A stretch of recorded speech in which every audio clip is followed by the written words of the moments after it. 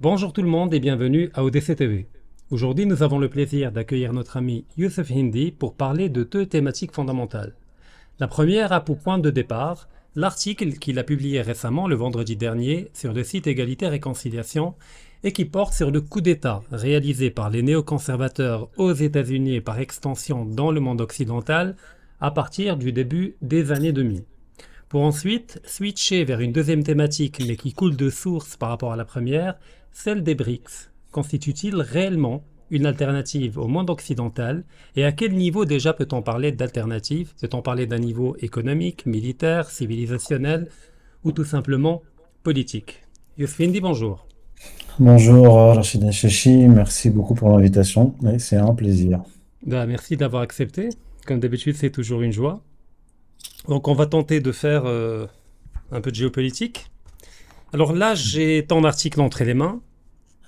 Et tu parles d'un coup d'État, d'ailleurs en citant des références très fréquentables, et là je ne Mhm. fais pas d'ironie, parce que la question des sources est fondamentale pour être inattaquable. Et donc quand on cite Mersheimer ou Stephen Walt, globalement on cite des références dans le domaine des relations internationales et on ne peut pas leur prêter une quelconque appartenance à la fachosphère ou autre chose. Et donc, premièrement, commençons par la définition des termes. Qu'est-ce que tu entends par néoconservateur? Alors, néoconservateur, moi, c'est pas moi qui ai inventé ce terme. Les néoconservateurs désignent un groupe d'influence très puissant, qui est devenu très puissant aux États-Unis, euh, faut le dire, de juifs pro-israéliens qui étaient originellement des trotskistes, qui sont passés en gros, hein, pour schématiser, de l'extrême gauche à l'extrême droite. Et bien sûr, pour me protéger, je cite des sources, comme tu l'as dit, tout à fait fréquentables, et je cite même des sources néoconservatrices elles-mêmes. Par exemple, je cite l'article de Max Boot, qui est lui-même un néoconservateur. L'article s'appelle What the hell is a neocon? Et il dit dans cet article que le cœur du néoconservatisme est la défense des intérêts d'Israël. Donc les néoconservateurs ne sont pas exclusivement issus de la communauté juive, mais le noyau dur est juif, et il y a autour d'eux des personnalités aussi importantes qui ne sont pas juives, mais qui partagent leur vision du monde. Ce sont souvent des WASP, mais plus ou moins évangéliques, mais surtout sionistes, pro-israéliens, fanatiques. Donc c'est ça le néoconservatisme.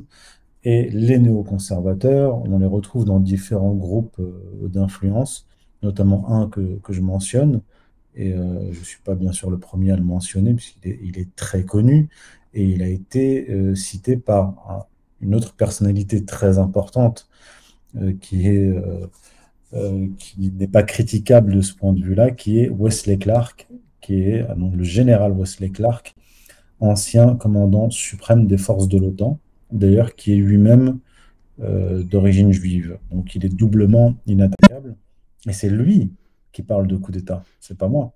Lors d'une conférence de 2007, il dit que le 11 septembre, les attentats du 11 septembre ont constitué un coup d'État. Il dit, nous avons eu dans ce pays un coup d'État.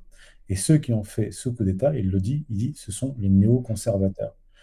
Et il donne un certain nombre de noms que je mentionne dans l'article. Et il dit, je pourrais allonger la liste, notamment les membres du Project for a New American Century, qui est une sorte d'organisation, de lobby néoconservateur, en français, pour un nouveau siècle américain.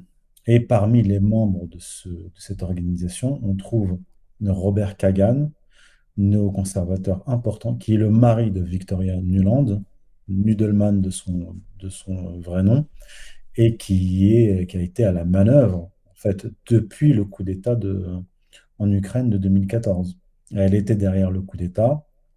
C'est elle qui d'ailleurs, on en a parlé en off, et d'ailleurs c'est une conversation qui est très connue, Victoria Nuland qui appelle en Ukraine, je crois que c'était l'ambassadeur des États-Unis en Ukraine, et qui donne la liste des futurs membres du gouvernement ukrainien. dit un tel sera à tel poste, un tel sera à tel poste. I don't think Cleach should go into the government. I don't think it's necessary. I don't think it's a good idea. In terms of him not going into the government, just let him sort of stay out and do his political homework and stuff. I'm just thinking in terms of sort of the process moving ahead, we want to keep the moderate Democrats together. The problem is going to be Tony Book and his guys.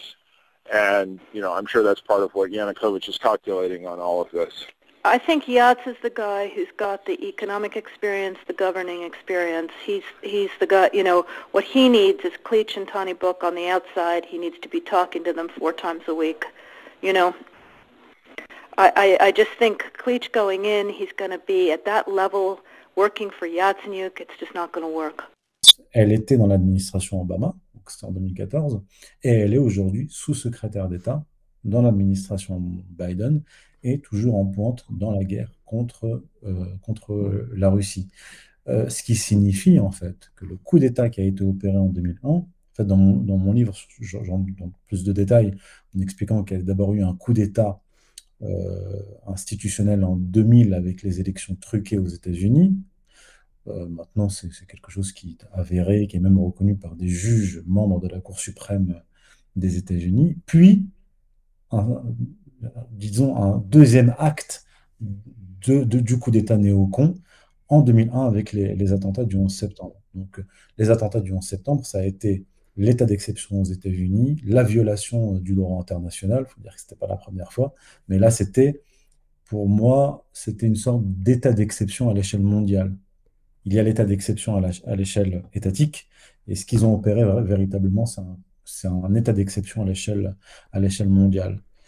Et puis, par extension, puisque le monde occidental est dominé par les États-Unis, plus précisément l'Europe a été intégrée au grand espace américain, ce coup d'État aux États-Unis a été en fait un coup d'État à l'échelle occidentale, à l'échelle européenne. D'accord, mais avant d'aborder cet aspect-là, Ouais. il y a 2 choses qui me paraissent fondamentales. La première, c'est que les néoconservateurs, en tout cas leur poids au sein des États-Unis, n'est pas tributaire de l'alternance républicain-démocrate, et qui sont présents globalement à différents niveaux, notamment au niveau de l'appareil étatique, au niveau du secrétariat des affaires étrangères, au niveau de la CIA, au niveau des différents départements. Et donc, que ce soit Obama, Bush, Junior ou Trump ou d'autres, ils sont arrivés à verrouiller un peu l'appareil étatique, quitte à provoquer même un impeachment à l'époque de Trump, tenter de le faire en tout cas, de monter de faux dossiers à travers le FBI. Donc il s'agit d'une force qui a noyauté l'appareil étatique. Parce que pour beaucoup de gens, pourquoi je le dis, la plupart des gens qui ne se renseignent pas sur la thématique partent de l'idée que les néoconservateurs, ce sont les républicains, et puis les démocrates, c'est des gentils cosmopolites qui n'ont aucun ancrage ethno-idéologique ou autre. Le deuxième élément est également important, parce que comme tu le mentionnes très bien, la plupart proviennent du trotskisme, et donc d'une démarche globalement athée, et donc, corrige-moi si je me trompe, mais les néoconservateurs ne mettent pas systématiquement le judaïsme en avant. Donc c'est plutôt Israël en tant qu'État territorialisé, etc., qui est leur ancrage idéologique. Est-ce que de ce point de vue, ils n'entrent pas en confrontation avec une certaine catégorie de mondialistes, comme George Soros, par exemple, qui raisonne plutôt à une échelle mondiale déterritorialisée? Donc peut-on parler également d'une dialectique au sein des élites dominantes entre le clan Soros et le clan néoconservateur? C'est une très bonne question et c'est une question importante parce que souvent on oppose les deux.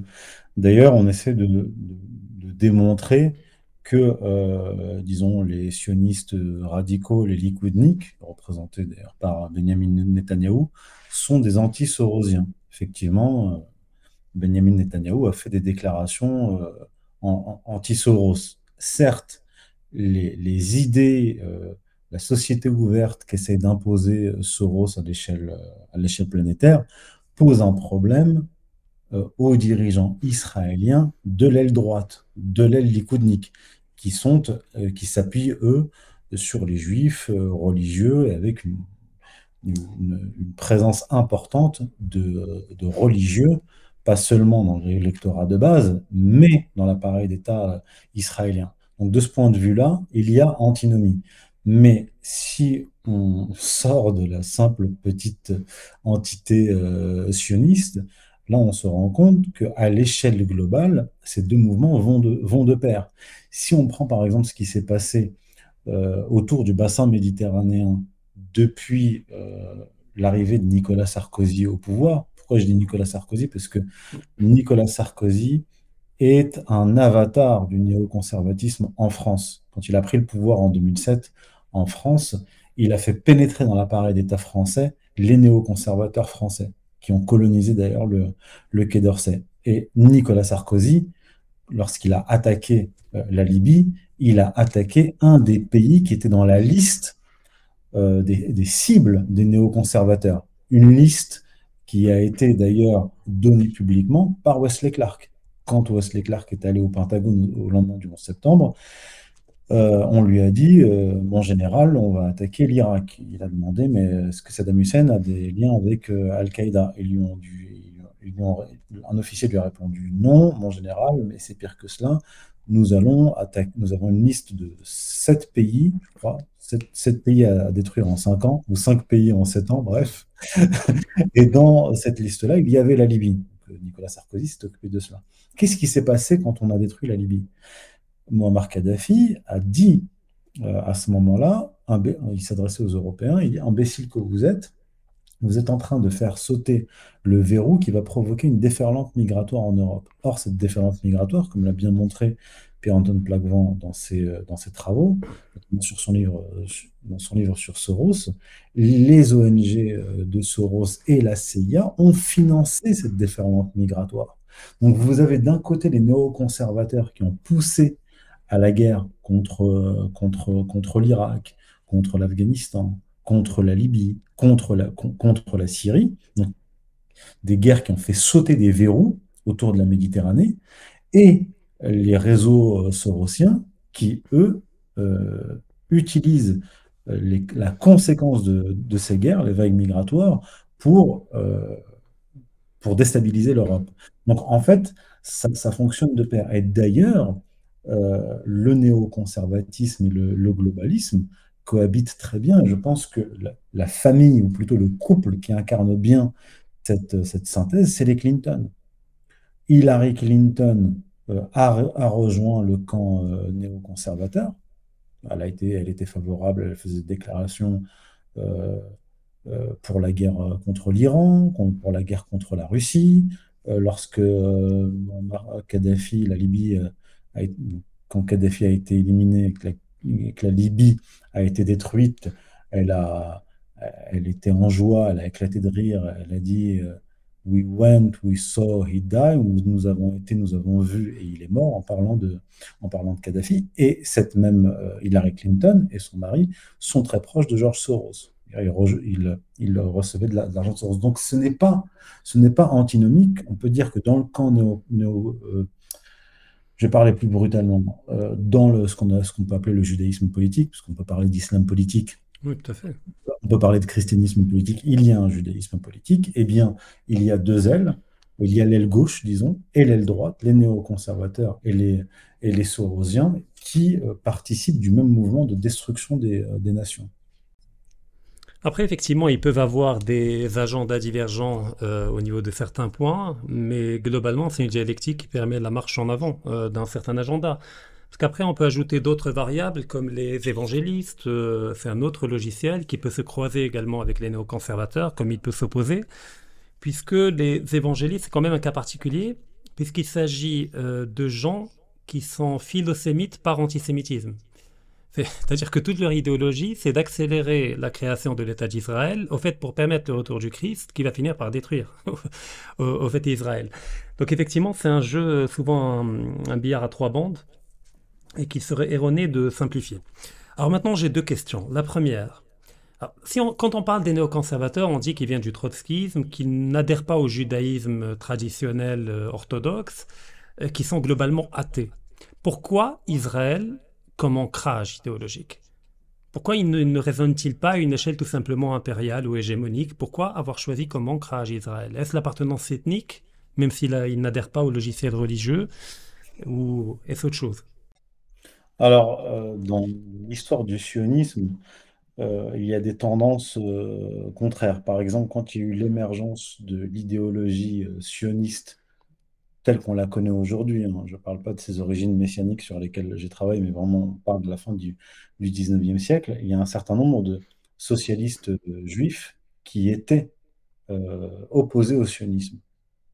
Parce que pour eux, c'était imiter les nations et revenir à un certain, plutôt aller vers un nationalisme, alors que eux, les juifs de gauche, le Bund, les marxistes, étaient eux anti-nationaux et donc internationalistes. Eux, ce qu'ils visaient, c'était la révolution mondiale. Bah, comme les bolcheviks, dont le noyau dur était également juif. Oui, bien sûr. Mais après, le bolchevisme, c'est mu en un, sous Staline, avec Staline, il s'est Oui, mis en un nationalisme, tout à fait. il s'est réenraciné. Mais effectivement, le projet initial de la révolution bolchevique, c'était une révolution universelle. Mais il y avait aussi des sionistes socialistes.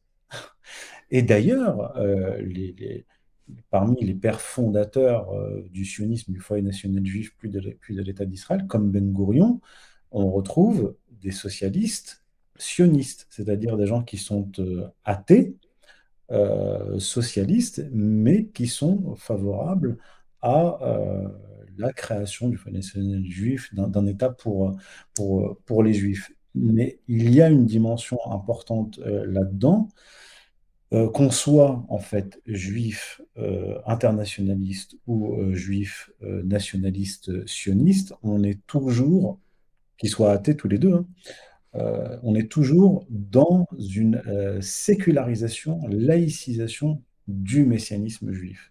C'est-à-dire que dans le messianisme juif, là, il faut remonter à la Bible hébraïque, il y a, il y a deux projets.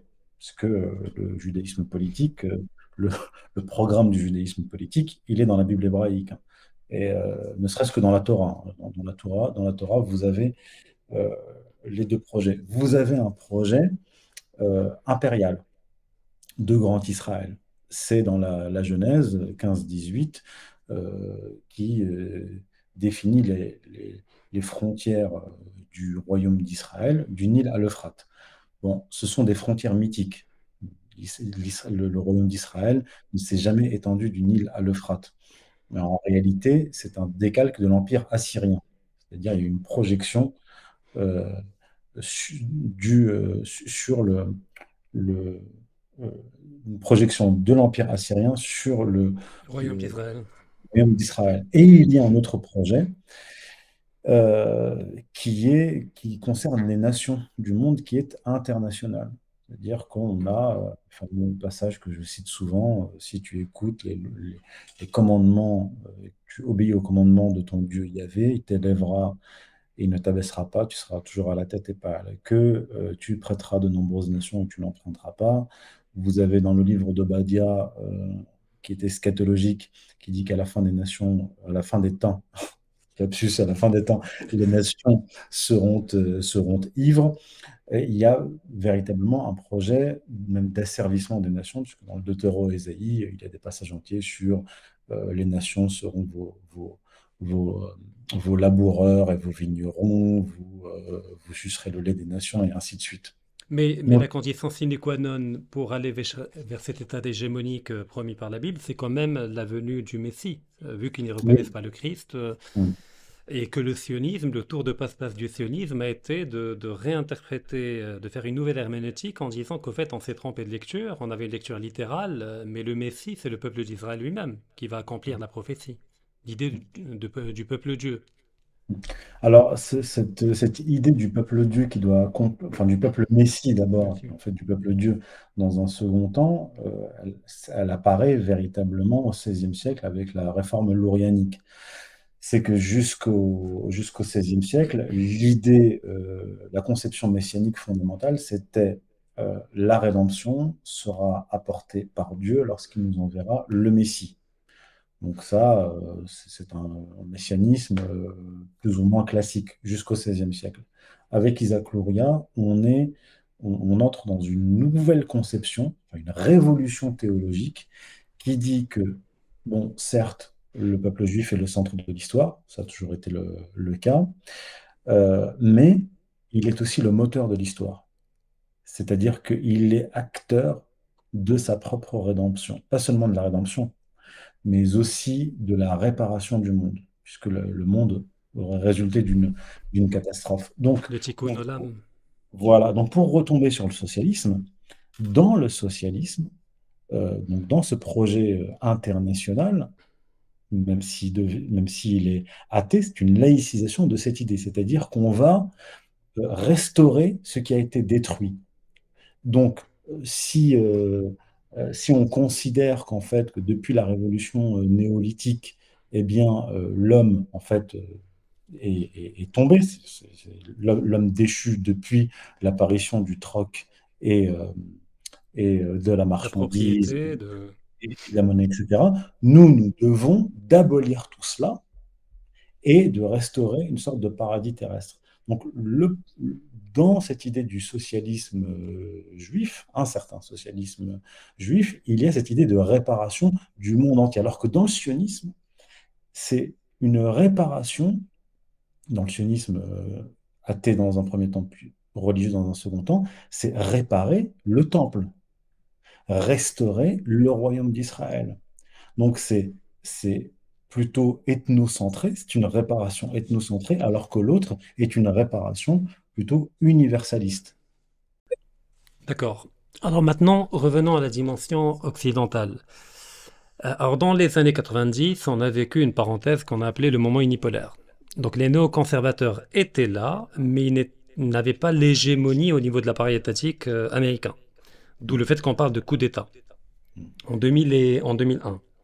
Puis par extension, à travers différents relais, des ONG, des réseaux, ils ont réussi à placer les leurs ou leur homologue européen au niveau des appareils étatiques, comme tu l'as évoqué pour Nicolas Sarkozy en France, mais on peut déceler les mêmes tendances un peu partout en Europe.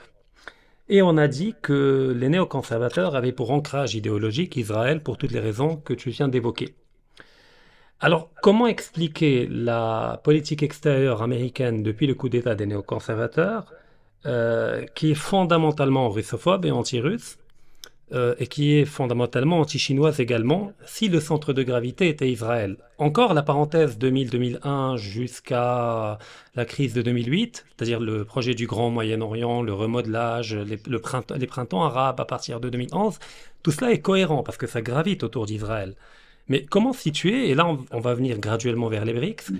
mais comment expliquer qu'aujourd'hui il y ait une forme de bascule vers l'Ukraine et une forme de retrait stratégique du monde arabe? On a vu l'abandon de l'Afghanistan, le retrait d'Irak, etc. Mm. Mm. Alors là, on va vraiment pouvoir entrer en profondeur. Déjà, je pense qu'il n'y a pas de bloc monolithe à la tête de l'appareil d'État américain.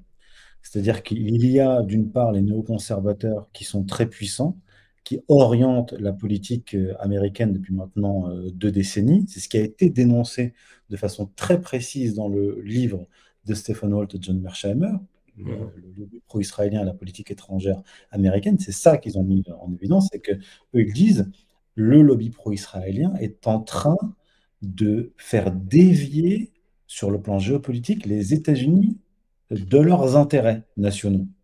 Ça a été aussi la position de feu Brzezinski. En 2012, Brzezinski déclare: nous ne devons pas être les mules d'Israël et nous ne devons pas nous laisser entraîner dans des guerres que souhaitent les Israéliens. Nous devons savoir leur dire non quand ce n'est pas dans notre intérêt.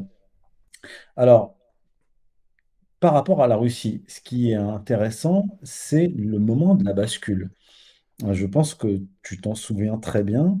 Le moment où ils ont allumé le feu en Ukraine, en fait, ça a commencé, je crois, fin 2013, début 2014. C'est en 2014 qu'il y a eu le coup Maïdan. d'État. Voilà. Mais qu'est-ce qui s'est passé exactement à ce moment-là, quand on remonte le fil? À l'été 2013, à l'époque, donc le prince Bandar, qui était le ministre de la Défense saoudien, je crois, à l'époque, qui gérait le terrorisme international, s'était rendu à Moscou l'été, donc c'est juillet, et il a fait une proposition à Poutine.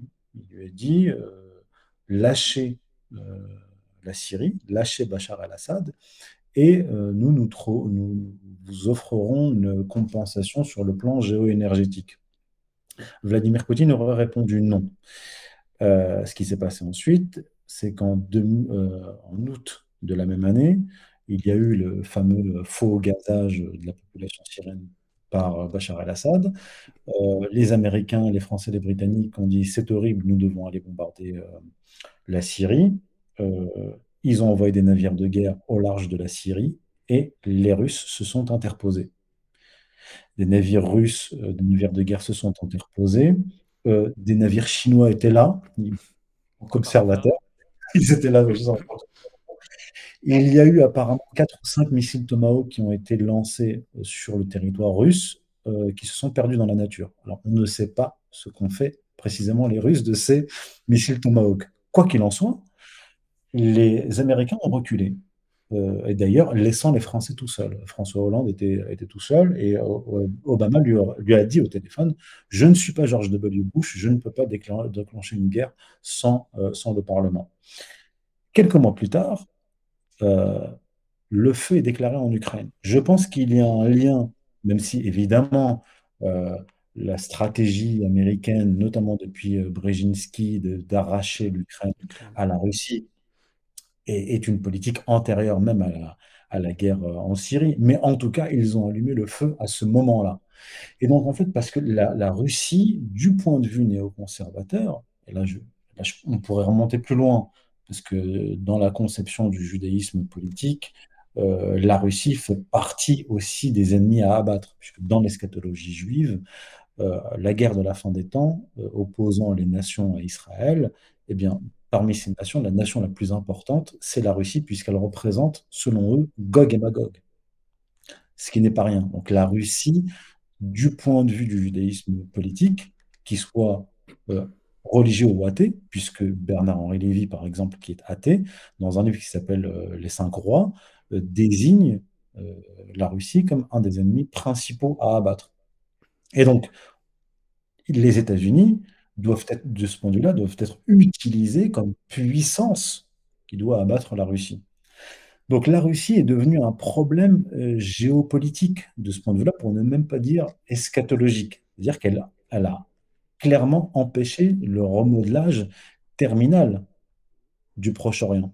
Donc, qu'on le veuille ou pas, la Russie, effectivement, défend ses intérêts, parce qu'en défendant la Russie, la Syrie, elle a défendu ses intérêts. Elle n'a aucun intérêt à voir toute cette région imploser, puis jusqu'à l'Asie centrale, puis jusqu'à ses frontières. Mais de facto, elle est devenue un problème, un obstacle dans cette stratégie Et c'est là néoconservatrice. où on peut la qualifier de catéchone, parce qu'elle retarde, en défendant Oui. ses propres intérêts, elle retarde l'agenda néoconservateur et Et mondialiste. même à l'insu de son plein gré. Souvent d'ailleurs. Voilà. D'ailleurs, Mais on peut continuer encore, mais je te laisse faire ça une non, autre c'est fois. juste que je te rejoins pleinement, c'est qu'il y a un lien évident effectivement entre l'affaire syrienne et le déclenchement du Maïdan en Ukraine. C'est que tout simplement, si la Russie peut empêcher l'agenda néoconservateur en Syrie et israélien, c'est parce qu'elle a une capacité de projection maritime en Méditerranée, qui se fonde sur le contrôle de deux ports, le port de Tartous en Syrie et le port de Sébastopol en Ukraine, qui est sa fenêtre sur la mer Noire et par extension sur la Méditerranée. Et que comme la Russie n'a pas voulu entrer dans le deal proposé à travers la médiation saoudienne, parce qu'il est évident que ça ne relève pas d'une initiative saoudienne, eh ben, il a été décidé probablement à Washington de priver la Russie de toute capacité à se projeter en Méditerranée et donc à intervenir dans les affaires syriennes, moyen-orientales et proche-orientales. Et que ce n'est pas un hasard que l'intervention militaire russe en 2014 ait eu comme priorité la Crimée avec Sébastopol. C'est que les Russes ont très bien compris ce qui était visé par le Maïdan, c'était tout simplement d'éjecter les Russes de Sébastopol, puisque l'armée russe n'était présente là-bas que par un bail qui devait durer 90 ans, je crois, et qui devait se terminer en 2040 ou 2050, un truc comme ça. Et donc, je te rejoins parfaitement par rapport à cette lecture-là. Et donc, il y a deux niveaux de russophobie dans ce que tu as développé. Il y a un niveau eschatologique, ça c'est un peu la trame de fond. Et il y a un niveau beaucoup plus pragmatique et beaucoup plus géostratégique, c'est que la Russie est une forme d'emmerdeur pour les néoconservateurs qui ralentit et qui sabote des plans savamment concoctés par Israël et par les néoconservateurs. Alors maintenant, est-ce que tu veux ajouter quelque chose avant d'aller vers le deuxième axe? Oui, parce que tu as posé une autre question, c'est celle de la géopolitique, le déplacement, disons, du centre de gravité des conflits. Euh, Effectivement, les États-Unis, après le 11 septembre, ont attaqué l'Afghanistan et ont voulu s'installer durablement en Afghanistan, c'est-à-dire au sud de la Russie, dans le Heartland. Et ça, c'est une constante géopolitique des Anglo-Américains. Donc, indépendamment du néoconservatisme des intérêts d'Israël, il y a effectivement aussi un agenda de l'impérialisme, enfin de l'hégémonisme anglo-américain. Et c'est pour ça que je disais précédemment, il n'y a pas un bloc ou une seule stratégie à la tête des États-Unis. Je pense qu'il y a des contradictions internes aux États-Unis et que ça explique parfois une stratégie qui ne tient pas la route, c'est-à-dire celle de s'attaquer simultanément à la Russie et à la Chine. À mon avis, ça correspond à deux agendas et à deux visions stratégiques qui ne sont pas tout à fait cohérentes. Je m'explique. Donc, ils s'installent en Afghanistan, ils commencent à déstabiliser le monde musulman, ils échouent, c'est-à-dire que leur présence en Afghanistan, leur présence en Irak et en Syrie est, est confrontée à un obstacle, des obstacles, la Russie, l'Iran, plus localement le Hezbollah, Oui, l'armée les syrienne, populations locales en Irak. les populations locales qui les rejettent. Et donc ça, c'est disons, la stratégie Mackinder. Contrôler le Heartland, faire de l'Europe une tête de pont contre la Russie. Jusque-là, ça, si on suit la stratégie de Mackinder, ce que font les États-Unis de ce point de vue-là est cohérent. Sauf qu'ils ont échoué. Et ayant échoué, ils ont décidé de redéployer leurs forces, c'est-à-dire de réduire leurs forces, déjà de partir d'Afghanistan, de réduire leurs forces en Syrie et en Irak, ça c'était sous Trump, puis c'est Biden qui l'a fait, et même réduire leurs forces d'Arabie Saoudite. Retrait d'un porte-avions, retrait d'armements lourds, notamment les missiles Patriot, pour les redéployer dans le Pacifique, pour contenir la Chine. Et en 2021, lorsqu'ils quittent l'Afghanistan et qu'ils retirent une partie de leurs troupes de Syrie, d'Irak et de leurs forces importantes d'Arabie Saoudite, juste après, quelques mois plus tard, février 2022, eh bien, ils provoquent la guerre en Ukraine. Puis il y a eu la crise momentanée, mais qui peut redémarrer, à Taïwan. Donc, en fait, ils étaient sur une stratégie, les Américains, je ne parle pas des néoconservateurs, mais les Américains étaient sur une stratégie de Mackinder, contrôler le Heartland. Ils ont échoué et ils se sont redéployés et ont opté pour la stratégie Spikeman, c'est-à-dire contrôler le Rimland. Donc voilà ce qui explique ce changement des États-Unis et ce qui nous amène à la question des BRICS, à la question de la réconciliation de l'Arabie Saoudite et de l'Iran, etc. On va en parler, je pense. Ce qu'on peut mettre en avant, c'est qu'au fait, il y a eu trois printemps. Enfin, printemps ou hiver. Le premier, c'est les différentes révolutions colorées qui ont eu lieu bien avant le printemps arabe, c'est-à-dire au niveau de la périphérie de la Russie. On se souvient de la Géorgie au début des années 2000, de l'Ukraine, la révolution orange. La première, je crois, c'est la révolution des roses en Géorgie, puis la révolution orange en Ukraine, et des tentatives ratées en Biélorussie. Donc le plan était d'abord d'encercler, de contenir la Russie pour avoir les mains libres au Moyen-Orient en 2011, lorsque le printemps arabe va être enclenché. Or, il s'est avéré qu'en Géorgie, les Américains ont échoué à garder Saakachvili au pouvoir, puisque l'armée russe est intervenue en 2008 en Géorgie au moment des élections américaines, ce qui fait que Saakashvili a fini par être déchu, d'ailleurs tellement déchu qu'il est devenu après par la suite gouverneur en Ukraine, ce qui veut dire qu'il a abandonné sa nationalité géorgienne, parce qu'il est interdit d'avoir la double nationalité en Ukraine. Et aujourd'hui, il croupit en prison en Géorgie. En Ukraine, ça a été un bras de fer qui a duré jusqu'à 2014, puisqu'il y a eu quand même une alternance entre d'un côté Yushchenko qui a été posé là par la CIA, et puis par la suite Yanukovych qui a gagné les élections au nom des populations russophones ukrainiennes pour par la suite ne pas faire grand-chose pour ces dernières, mais en choisissant de ne pas aller vers le partenariat économique avec l'Union européenne, eh ben, il a offert une occasion d'enclenchement d'une révolution colorée qui est le Maïdan. Donc, au fait, tu as parfaitement raison dans le sens où les Américains jouent sur différents tableaux en même temps. Donc, en même temps, ils tentent de remodeler une partie du Rimland au niveau du Proche et du Moyen-Orient et de l'Afrique du Nord. Ça va être les printemps arabes. En même temps, ils tentent de se projeter au cœur du Heartland avec la guerre d'Afghanistan et avec les tentatives de révolution colorée en Géorgie, dans le Caucase et en Ukraine, dans l'autre partie du Rimland. Et en même temps, ils tentent de renforcer la position d'Israël et d'accroître ses capacités offensives dans la région. Et là, on peut l'expliquer comme tu l'as fait, mais je vais le faire juste autrement. C'est que en géopolitique, et là on est tous les deux d'accord, il y a des règles et des mécanismes extrêmement profonds qui ne dépendent pas de qui est au pouvoir. Qu'il s'agisse des néoconservateurs ou des Sorosiens, peu importe. C'est la réalité géographique du pays. Les États-Unis sont une thalassocratie de par leur position géographique et vu l'échelle océanique du XXe et du XIXe siècle. Et donc, ils ne peuvent que s'inscrire dans la démarche de Mackinder.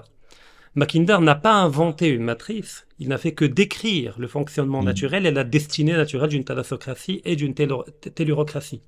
Et la Russie étant une tellurocratie à l'état pur, parce que c'est le plus grand pays continental enclavé, vu que la mer du Nord s'est gelée l'essentiel de l'année et ne peut qu'incarner cette destinée, les États-Unis étant une île gigantesque ne peut qu'incarner. Donc là, c'est ce qui explique tout ce qu'on a dit depuis le début par rapport au Rimland et par rapport au Heartland.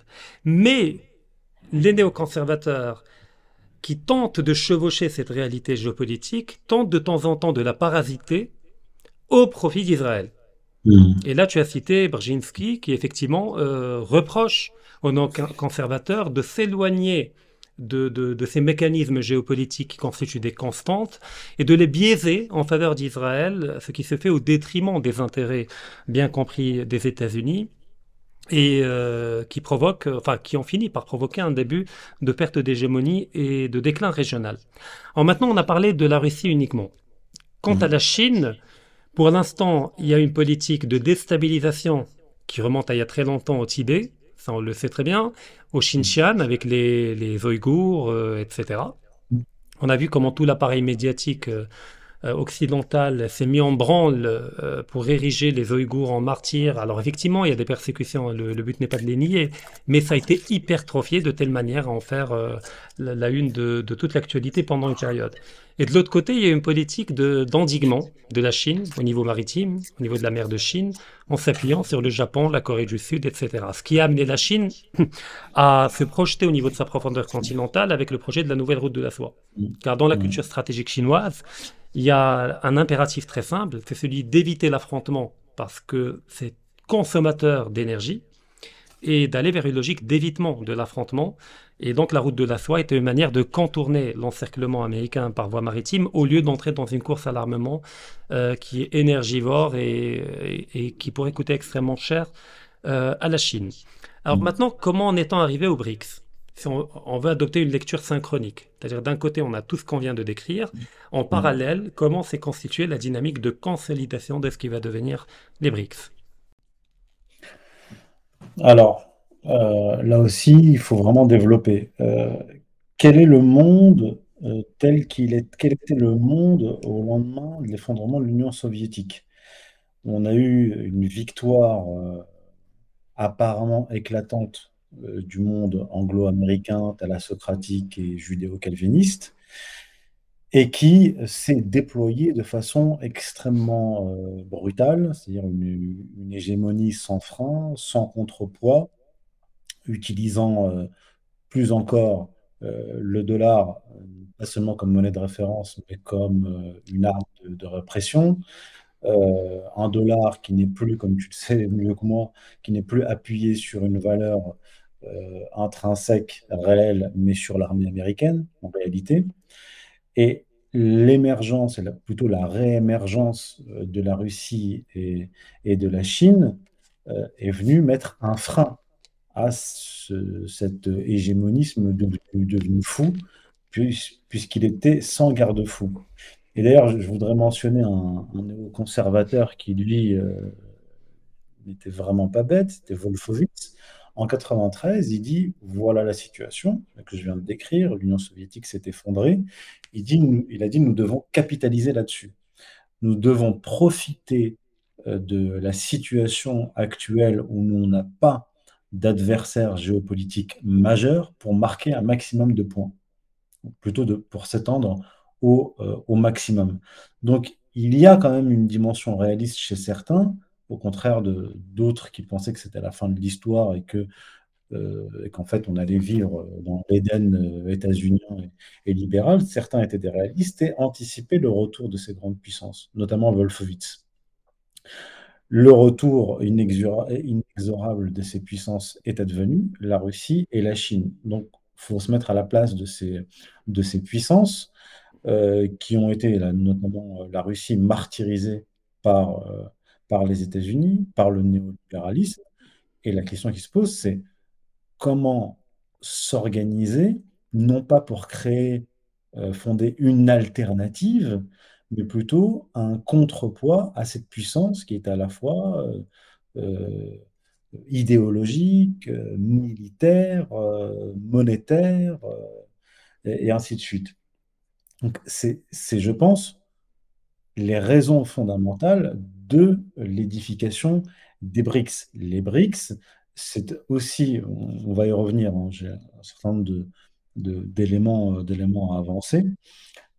C'est un moyen d'essayer de ramener, pas de détruire les États-Unis non, c'est les ramener à la raison, les endiguer d'une certaine façon à leur tour et de, de- de refonder une sorte de concert des nations westphaliennes et non pas une espèce de puissance miroir des États-Unis capable de remplacer les États-Unis. Je pense que on va y venir, mais je pense que l'objectif des BRICS n'est pas du tout de créer un autre monde alternatif, n'est pas de se couper du monde occidental, et n'est pas non plus de créer des institutions alternatives et de réduire à néant les Nations Unies, le FMI, etc. Je pense que c'est un- comment dire, une alliance, pas tout à fait, je dirais, on ne peut pas parler d'alliance. On va Moi, dire une je la qualifie d'équivalent du G7, une forme de G7 eurasiatique, un lieu de coordination, d'harmonisation d'un certain nombre de politiques. pour faire contrepoids et pour. Alors, je vais donner des éléments très précis, comme ça on va pouvoir en discuter. Euh, voilà. Attention, là, il a mis ses lunettes. Je suis myope, donc je ne peux pas faire autrement. Donc, comment dire, quelles sont les intentions des BRICS? C'est la question. Donc, les intentions ont été clairement énoncées lors de la déclaration finale de Johannesburg, lors du dernier sommet des BRICS. L'intitulé de la déclaration finale, c'est les BRICS et l'Afrique, partenariat pour une croissance mutuellement accélérée, un développement durable et un multilatéralisme inclusif. Voilà les principaux engagements et objectifs. Ça fait très mainstream. Oui, c'est très gentil. Alors, voilà, là, je vais te dresser la liste des principaux engagements et objectifs et tu vas voir qu'il y aura de quoi discuter. Alors, allons-y. Multilatéralisme, respect du droit international.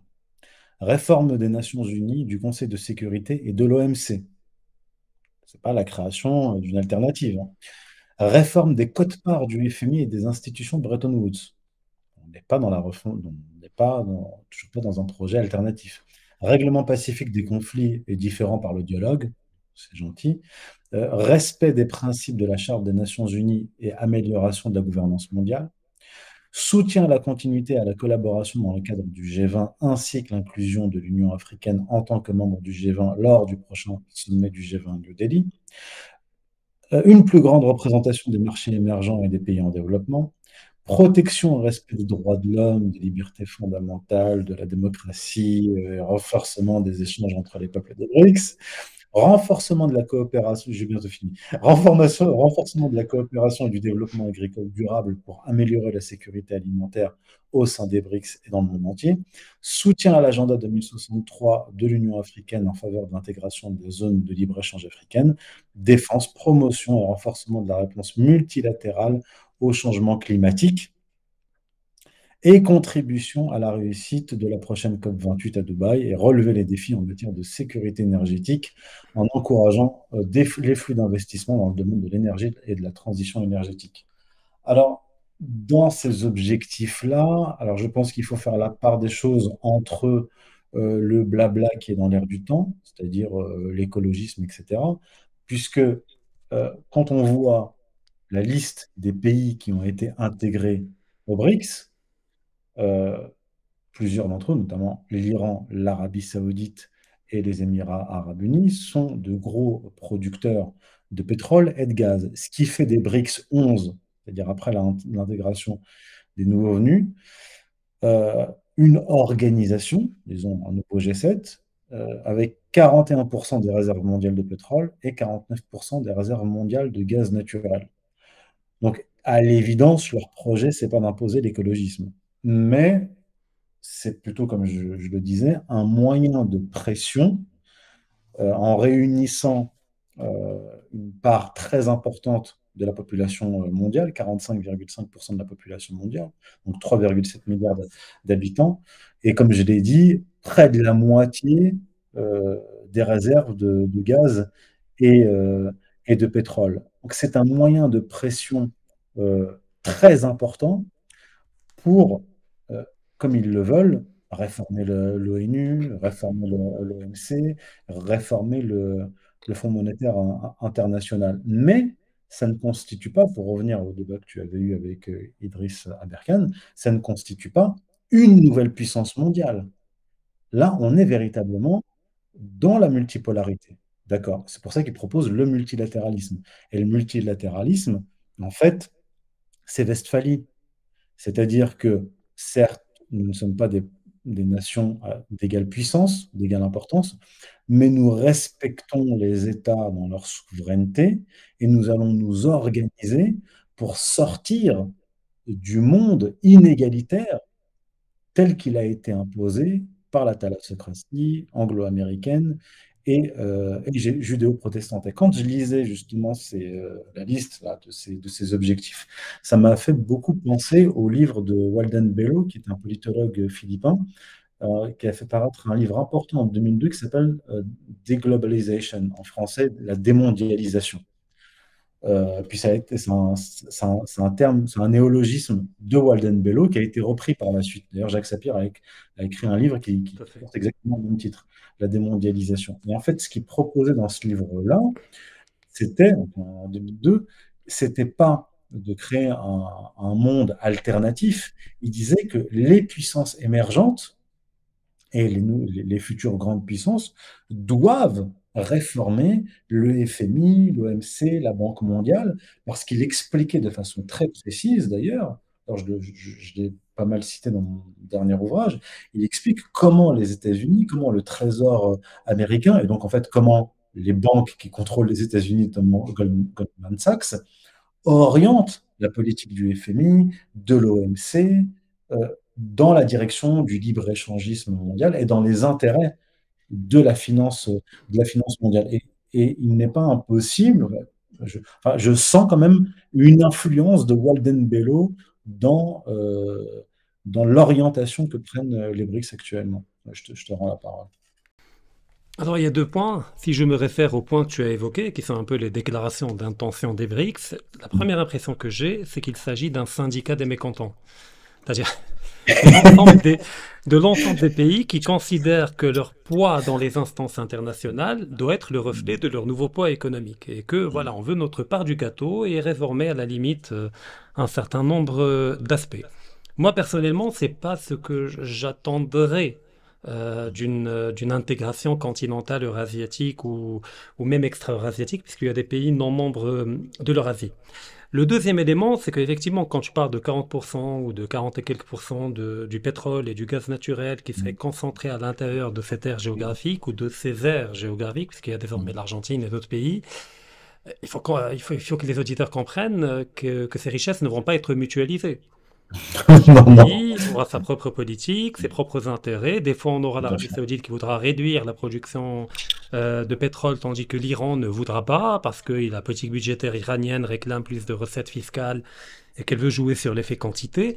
C'est que ça n'atrophie pas toutes les contradictions internes, notamment entre l'Inde et la Chine, puisqu'il y a encore des problèmes frontaliers avec des morts. C'est pas uniquement métaphorique Mm. comme affrontement, mais il y a régulièrement des confrontations qui donnent lieu à des morts. Et puis, du côté de la Russie et de la Chine, faut quand même voir que pour beaucoup de politologues chinois, l'ennemi immédiat de la Russie, ça demeure la Chine. C'est-à-dire une fois la question occidentale réglée. Tout simplement en raison de l'asymétrie absolue qu'il y a entre les deux au niveau démographique. Entre 1,3 milliard, 1,5 milliard d'habitants côté chinois et 144 ou 148 millions du côté russe, Mm.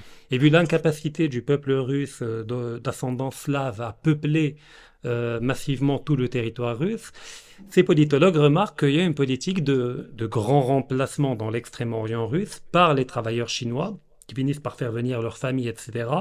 Et ce qu'ils craignent, c'est que les populations russes qui habitent dans l'extrême-orient, qui sont pour la plupart des Bouriates, des Irkoutes, etc., se sentent mentalement plus proches du monde asiatique chinois que du monde russe qu'ils continuent, et slave, orthodoxe, qu'ils continuent de voir peut-être comme Mm. étant des envahisseurs qui sont venus les intégrer dans un empire russe à l'époque de Catherine la Grande, puisque c'est à cette époque-là que l'épopée sibérienne a été entamée. Donc tout cela est tué actuellement parce qu'il y a l'ennemi prioritaire et l'ennemi secondaire. Mais effectivement, si l'on limite la définition des BRICS comme étant juste une alliance de circonstances qui se fonde sur quelques points communs, bien entendu, mais également sur beaucoup de divergences, et qui n'a pour finalité que de mieux représenter les pays, entre guillemets, émergents dans l'ordre mondial, oui, moi, j'ai pas de problème. Mais moi, le point que je voulais évoquer dans le débat avec des Sabat-Khan et qu'on n'a pas pu évoquer, Mm. c'est que je prétends à plus que cela. Je veux dire, si on veut réellement obtenir ce que les BRICS veulent obtenir, ce n'est pas par ce type de déclaration de développement durable, de démocratie inclusive, de respect des droits de l'homme qu'on va l'obtenir. C'est par une alternative civilisationnelle qui n'est pas forcément hégémonique ou impérialiste ou acculturante, etc., mais qui s'inscrit dans une dimension de multipolarité, pas uniquement politique ou économique, mais dans une multipolarité culturelle, une forme de nouvel ordre mondial fondé sur une multipolarité. Mais pour l'instant, avec les BRICS, personnellement, je ne perçois pas cela. Euh, Parce qu'effectivement, si on considère les BRICS comme étant un pôle en tant que tel, je veux bien, mais ils ne le sont pas. La Chine peut être un Mm. pôle géopolitique, ce qu'elle commence déjà à être, en assumant un peu son poids économique à l'échelle mondiale. La Russie, avec cette géopolitique du monde russe, et d'ailleurs on parle de printemps russe, désormais depuis la guerre en Ukraine, pourrait constituer un pôle. Mais les BRICS, c'est, de mon point de vue, c'est une forme d'armée de Spartacus qui va se déliter, c'est-à-dire dès que l'Occident aura entamé son déclin de manière accélérée. C'est-à-dire les BRICS n'existent que par réaction, par opposition à Mm. l'Occident. Ils n'ont pas de raison d'être par eux-mêmes, parce qu'ils n'ont pas de fond idéologique, ils n'ont pas de projet civilisationnel. Donc en fait, on est tout à fait d'accord. C'est juste que, personnellement, moi je suis déçu par les BRICS, parce que pour moi, ça n'incarne pas ce que ça devrait incarner réellement. Et toi, tu le définis de manière réaliste et froide, et tu le définis comme étant, voilà, ce qu'il est actuellement. Alors que, normalement, on doit s'attendre à autre chose, vu l'impératif du moment et vu les rivalités actuelles. Alors, il y a- moi, effectivement, ce que j'essaie de faire, c'est de voir la réalité telle qu'elle est et pas telle que je voudrais qu'elle soit. Et c'est ce qui était apparu dans ton débat, notamment avec Idriss Aberkan. Mais il y a disons, il y a deux visions des BRICS qui s'opposent, les deux visions extrêmes, disons. Il y a celle disant qu'en fait, les BRICS sont une alternative, un fait qui va s'imposer au monde et ils vont sauver le monde et ils vont changer le monde. Ok. Et il y a l'autre extrême disant, ah non, non, de toute façon, les BRICS, c'est le gouvernement mondial, ils partagent effectivement les mêmes objectifs de contrôle de la population, de numérisation, même du forum économique mondial. Mais là, on est Et plutôt chez Pierre Hillard. voilà, donc il y a ces deux, et même aussi mon ami Yuri Rochka. Donc c'est deux visions euh, extrêmes, disons, des BRICS, mais qui se rejoignent d'une certaine façon, puisqu'ils prennent, je pense, ces deux visions prennent les BRICS pour ce qu'ils ne sont pas. C'est-à-dire, euh, d'un côté, euh, un bloc euh, presque monolithique qui a fusionné dans un monde alternatif joyeux qui va nous sauver, et l'autre, également aussi un bloc qui va finir par se fondre dans le nouvel ordre mondial. Et moi, ce que je vois, en fait, c'est ni l'un ni l'autre. Je vois simplement des nations, des États qui veulent se préserver et qui n'ont aucune intention de se fondre dans une organisation supranationale. Et là, si je parle des grandes puissances parmi celles-ci, si on prend la Russie, la Chine, l'Inde ou même un pays comme le Brésil, on a à chaque fois affaire à des États relativement puissants, relativement stables, qui ont leurs propres intérêts, qui défendent leurs propres intérêts, mais qui, par exemple, dans le cas de la Russie, n'est pas allé sauver la Syrie parce qu'ils aiment bien les Syriens, parce qu'ils veulent sauver le monde. Dans le cas des Chinois, ils n'ont pas réconcilié l'Arabie Saoudite, enfin, joué un rôle dans la réconciliation de l'Arabie Saoudite et de l'Iran parce qu'ils sont gentils et qu'ils veulent que les Saoudiens et les Saoudiens et les Iraniens fassent la paix, mais pour des raisons purement économiques et commerciales. Donc, à chaque fois, on est face à des nations qui défendent leurs intérêts et qui sont suffisamment, des États qui sont suffisamment intelligents pour mettre de côté peut-être temporairement leurs contradictions, leurs divergences, euh, pour régler les problèmes que leur pose leur ennemi commun. Si par exemple on prend les Chinois, avant même la guerre en Ukraine, les Chinois, il y a des autorités importantes comme par exemple Wang Zhenying, qui était le président de la Shanghai Gold Exchange, il a déclaré, il y a déjà quelques années, en 2020, il a déclaré que le commerce mondial futur a besoin, je cite, d'une monnaie super souveraine dans un système où aucun pays n'aura le pouvoir de geler les actifs internationaux d'un autre pays. Donc en fait, il dit l'or n'est pas suffisant, ne peut pas devenir une monnaie d'échange parce que il n'y en a pas en quantité suffisante, mais on doit trouver une alternative, une monnaie qui dépasse les nations, qui va venir supplanter le dollar pour empêcher les États-Unis d'utiliser le dollar comme une arme. Il est pas le seul, et il y a aussi l'ancien gouverneur de la Banque populaire de Chine. Alors lui, il avait déjà fait une déclaration dans ce sens-là, après la crise de 2008-2009, en disant qu'il fallait une monnaie de réserve super souveraine. Ça, c'est un des... euh, et d'ailleurs, il y a une banque, les BRICS sont une banque de développement Oui, présidée par Roussel, euh, j'ai oublié son nom, la brésilienne. brésilienne qui était avant Lula, avant Voilà, Bolsonaro. voilà, et qui est basée en Chine. Donc, effectivement, même du point de vue russe ou du point de vue des autres nations, se débarrasser du dollar parce que cette monnaie pose d'énormes problèmes, là, c'est un objectif qui peut les faire converger. Donc, moi, je pense qu'avec les BRICS, on va pas faire disparaître les contradictions entre nations. Comme disait Schmitt, on va non pas vers un universum, mais vers un pluriversum. Mais le pluriversum, ça ne veut pas dire que toutes les nations du monde vont cohabiter dans la paix et la joie. Simplement, on peut se dire que la bonne nouvelle, c'est que les BRICS veulent revenir à un ordre westphalien. Il va y avoir des problèmes, des conflits, il va y avoir des tensions, mais, euh, mais en tout cas, ce qu'on comprend dans les actions des Russes, des Chinois et dans leurs discours, c'est qu'ils veulent remettre en question l'hégémonie inégalitaire, messianique des Anglo-Américains judéo-protestants. Disons, c'est une des bonnes nouvelles. Après, à chaque nation, moyenne, périphérique, de tirer son épingle du jeu. Donc, il y a ce que nous, on aimerait à titre individuel, à la limite, on s'en fout. Tout le monde s'en Oui, on est fout. d'accord. Et Simplement, il faut voir chacune des nations, là, le Maroc, la France, comment à l'avenir ils pourront tirer parti de cette situation pour à faire avancer leurs propres intérêts. Donc voilà, moi je vois le bon côté des choses et je n'ai pas je ne me fais pas d'illusions sur les BRICS, mais il faut pas être trop pessimiste. Mais voilà, moi c'est les deux positions qui me posent un problème. C'est l'ultra-pessimisme et l'ultra-optimisme par rapport aux BRICS. Il faut prendre les BRICS tels qu'ils sont et s'en réjouir si on peut s'en réjouir. Hein. Comme tu disais, c'est mieux que rien. on est d'accord. C'est bon. Effectivement, ce qu'on pense ou ce qu'on veut, à la limite, on s'en fiche. Mais moi, c'est pas ma position. C'est pas une forme de vœu pieux. Mais je pars de l'idée qu'il y a des choses que l'histoire exige et que les règles de la géopolitique exigent. C'est que les BRICS non seulement ne vont pas faire disparaître les contradictions, elles peuvent les faire taire, les mettre entre parenthèses, mais elles sont déjà en train d'en créer de nouvelles à l'intérieur même des BRICS, qui pour l'instant ne sont pas perceptibles, mais qui vont devenir de plus en plus compliquées à gérer, notamment entre Moscou et Pékin.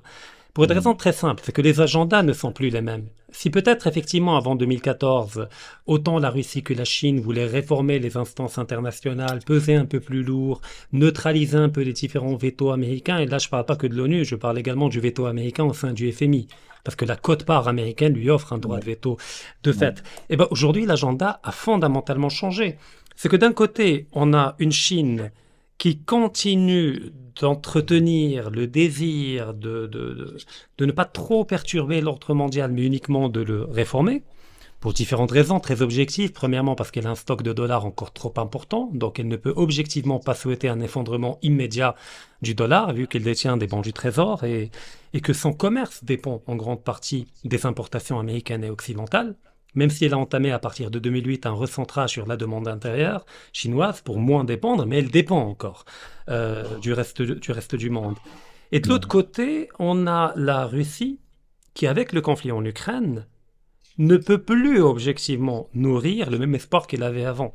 C'est-à-dire les gens qui n'ont pas compris que la rupture entre le monde russe et le monde occidental était définitive, je pense qu'ils n'ont rien compris. C'est qu'aujourd'hui, la seule destinée, ou les deux seules destinées qui sont offertes à la Russie, c'est ou bien de perdre et d'être remodelé par le monde occidental, en plaçant les leurs, un peu comme ils ont fait en Ukraine, et donc il n'y a plus de Russie.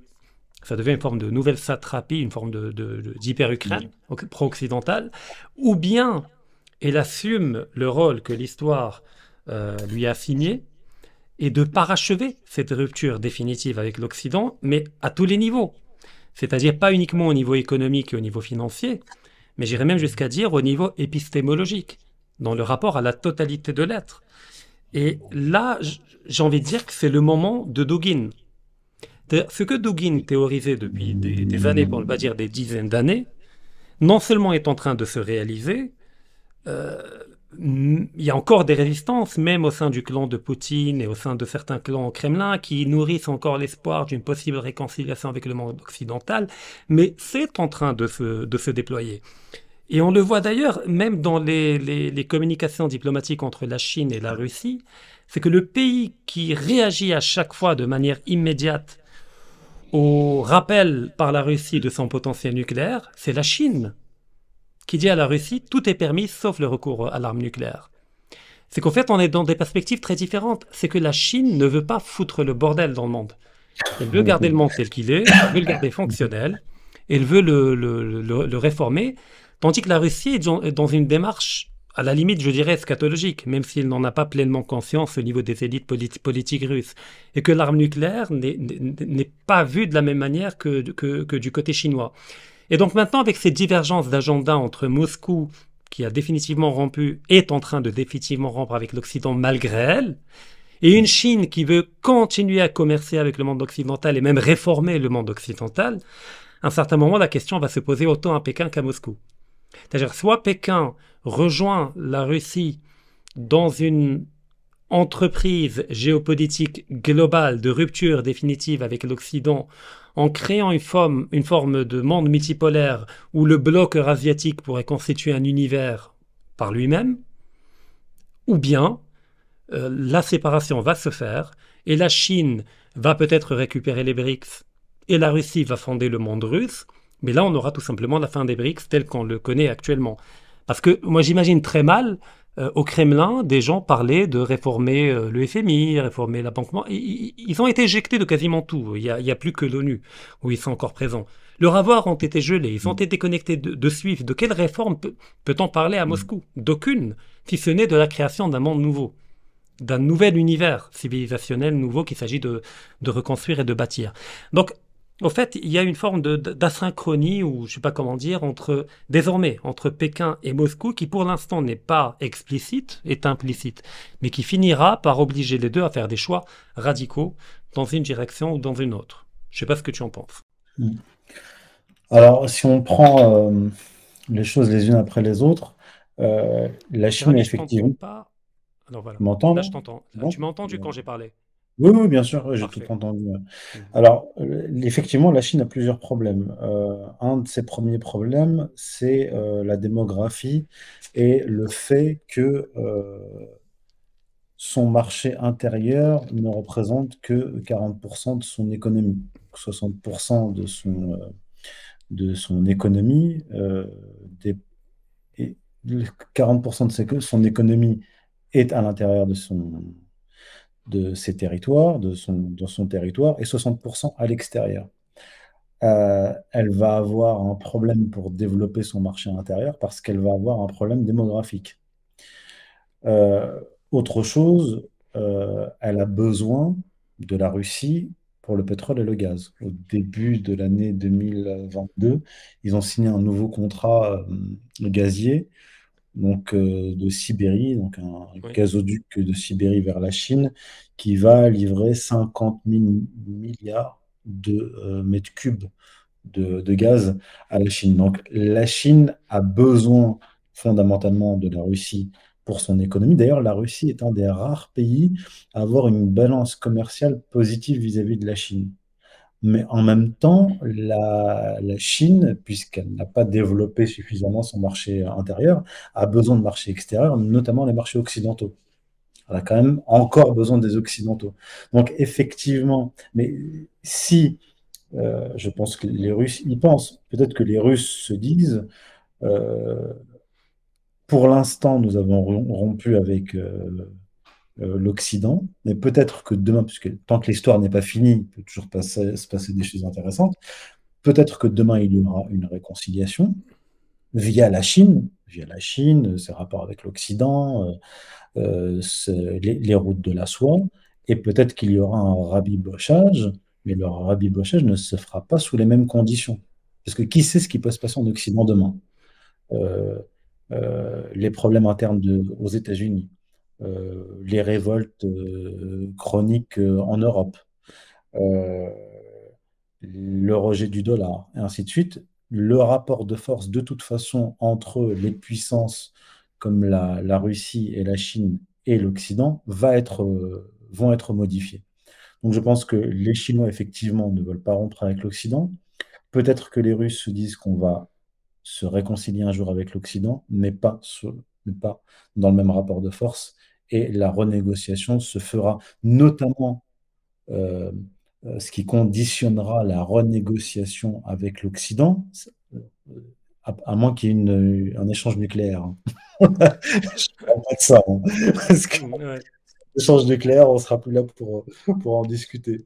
Mais en tout cas, si l'issue de la guerre contre l'OTAN euh, en Ukraine est favorable à la Russie, en plus des BRICS, en plus de la médiation de la Chine, en plus du poids de la Chine, la Russie peut toujours espérer euh, renouer avec l'Occident, mais un Occident qui sera peut-être différent demain. Donc je suis pas sûr, peut-être que là est notre micro-point de désaccord, je suis pas sûr que les dirigeants russes aient tous renoncé à l'Occident. Par contre, Alexandre Douguin, ça, oui. Alexandre Douguin, oui, oui, parce que c'est ce qu'il attendait depuis longtemps. Et lui, il est dans une perspective eschatologique. Mais effectivement, Alexandre Douguin n'est pas majoritaire dans l'établissement russe. Il l'est pas, Et mais disons que l'histoire contemporaine lui donne raison. oui, oui, oui, tout à fait. C'est-à-dire que l'histoire actuelle penche vers l'eschatologie. Donc, naturellement, elle penche du côté de Dugin. Et effectivement, Dugin a une position qui, elle, est radicale. Effectivement, puisque à partir du moment où vous êtes dans une opposition, je dis pas qu'elle est fausse l'opposition, à partir du moment où vous êtes dans une opposition bien et mal, Satan et Dieu, donc c'est la position d'Alexandre Dugin, mais c'est aussi la position des Occidentaux, même s'ils sont Tout à fait. athées. Il y a un monde du mal, il y a un axe du mal, il y a une Russie maléfique. De toute façon, les dirigeants occidentaux ne font que ça. Ils sont dans une position religieuse en permanence, même s'ils sont athées. Même si elle est sécularisée. Voilà. Mais aujourd'hui, effectivement, du point de vue des eurasistes et des orthodoxes, il y a un point, et même des Tchétchènes, j'imagine, il y a un point de non-retour, puisque c'est la confrontation entre, d'une part, l'Antéchrist et le Christ, entre, d'une part, Satan et Dieu. Donc, effectivement, il peut y avoir de réconciliation si vous considérez que votre adversaire est le diable, de Oui, part de et part et d'autre. d'autre, comme tu le rappelles. Mais après, il y a un autre problème, c'est que quand on parle de l'issue du conflit en Ukraine, à moins d'entrer dans un conflit gelé qui va durer encore des années, voire des décennies, un peu comme le Haut-Karabakh et d'autres conflits, toute issue favorable à l'un ou à l'autre pourrait même accentuer la rupture entre les deux. Parce que d'un côté, imaginons une défaite russe en Ukraine, ça provoquera immédiatement une implosion, en tout cas pas immédiatement, mais probablement un affaiblissement ou au pire une implosion du pouvoir à Moscou, ce qui pourrait entraîner l'éclatement de la Russie, parce que comme je rappelle par rapport aux Tchétchènes, à Kadyrov, qui est d'ailleurs très malade actuellement, on ne sait pas s'il a été empoisonné ou autre chose, Kadyrov et les Kadyrovцы sont fidèles davantage à Poutine qu'à la Russie en tant qu'État abstrait. C'est-à-dire demain on pose à la place de Poutine un libéral ou wokiste ou un Navalny, etc. Crois-moi, la Tchétchénie Non. devient une république indépendante automatiquement. Jamais il ne prêtera allégeance à une figure qui n'incarne pas une forme de virilité spirituelle ou politique comme c'est le cas actuellement. Sans parler d'autres républiques, d'ailleurs les services secrets ukrainiens, avec l'aide des Américains et des Anglais surtout, travaillent déjà dans un schéma de guerre cognitive, pour reprendre les travaux de Lucien Cerise, au niveau des différentes minorités russes, non seulement dans le Caucase, mais également dans l'extrême-orient russe, pour préparer un terrain miné et favorable à l'éclatement de la Russie au niveau de l'extrême-orient. De l'autre côté, une défaite de l'Occident en Ukraine, ça signifierait l'effondrement immédiat de la perception que s'est fait le monde de l'hégémonie américaine. C'est-à-dire que là, c'est ce que d'ailleurs développe Emmanuel Todd, et c'est pas inintéressant, c'est qu'effectivement, comment dire, si jamais la Russie survit à cette guerre et qu'elle en sort même victorieuse, ça voudra dire qu'on peut survivre à un affrontement direct avec tout l'Occident collectif et même en ressortir plus fort. Ce qui sape le fondement de toute l'hégémonie, en tout cas telle qu'elle est perçue par beaucoup de populations. Et donc ça accélérera le déclin du monde occidental, ce qui l'amènera à devenir plus autoritaire et à devenir plus radical davantage. Car la radicalité est le fait des nations en déclin et des civilisations en déclin. Et la tolérance est le fait de l'apogée civilisationnelle. Donc personnellement, de mon point de vue, je ne vois pas d'issue, en tout cas sur les 30 ou 40 prochaines années, d'une forme de réconciliation entre la Russie et le monde occidental, tellement les enjeux ont été... tellement les enjeux sont trop grands de part et d'autre. C'est-à-dire que je pense autant le monde occidental que la Russie jouent leur survie en Ukraine en tant que pôle géopolitique hégémonique du point de vue occidental et en tant que pôle géopolitique en devenir du côté russe. Après, tout est possible. l'histoire est ouverte. Effectivement, la Chine pourrait jouer une médiation. Mais disons que si on devait pondérer les deux scénarios, c'est-à-dire une éventuelle réconciliation, ce qui ramènerait l'agenda russe en harmonie avec l'agenda chinois, et de l'autre côté, l'autre scénario qui, personnellement, et c'est subjectif, me paraît plus probable, c'est-à-dire d'une rupture de plus en plus prononcée, et donc d'une divergence de plus en plus importante entre l'agenda chinois et russe, ça met en suspens la question des BRICS.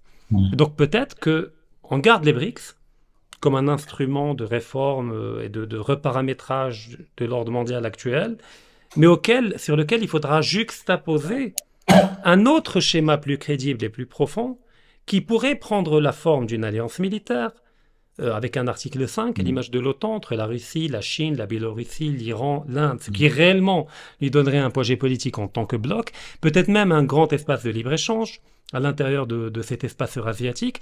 Donc là, effectivement, on pourra parler d'un début d'alternative qui conviendrait autant à la Chine, qui gardera des liens commerciaux avec le monde occidental, tout en faisant partie d'un début d'alternative crédible en cas d'effondrement du monde occidental.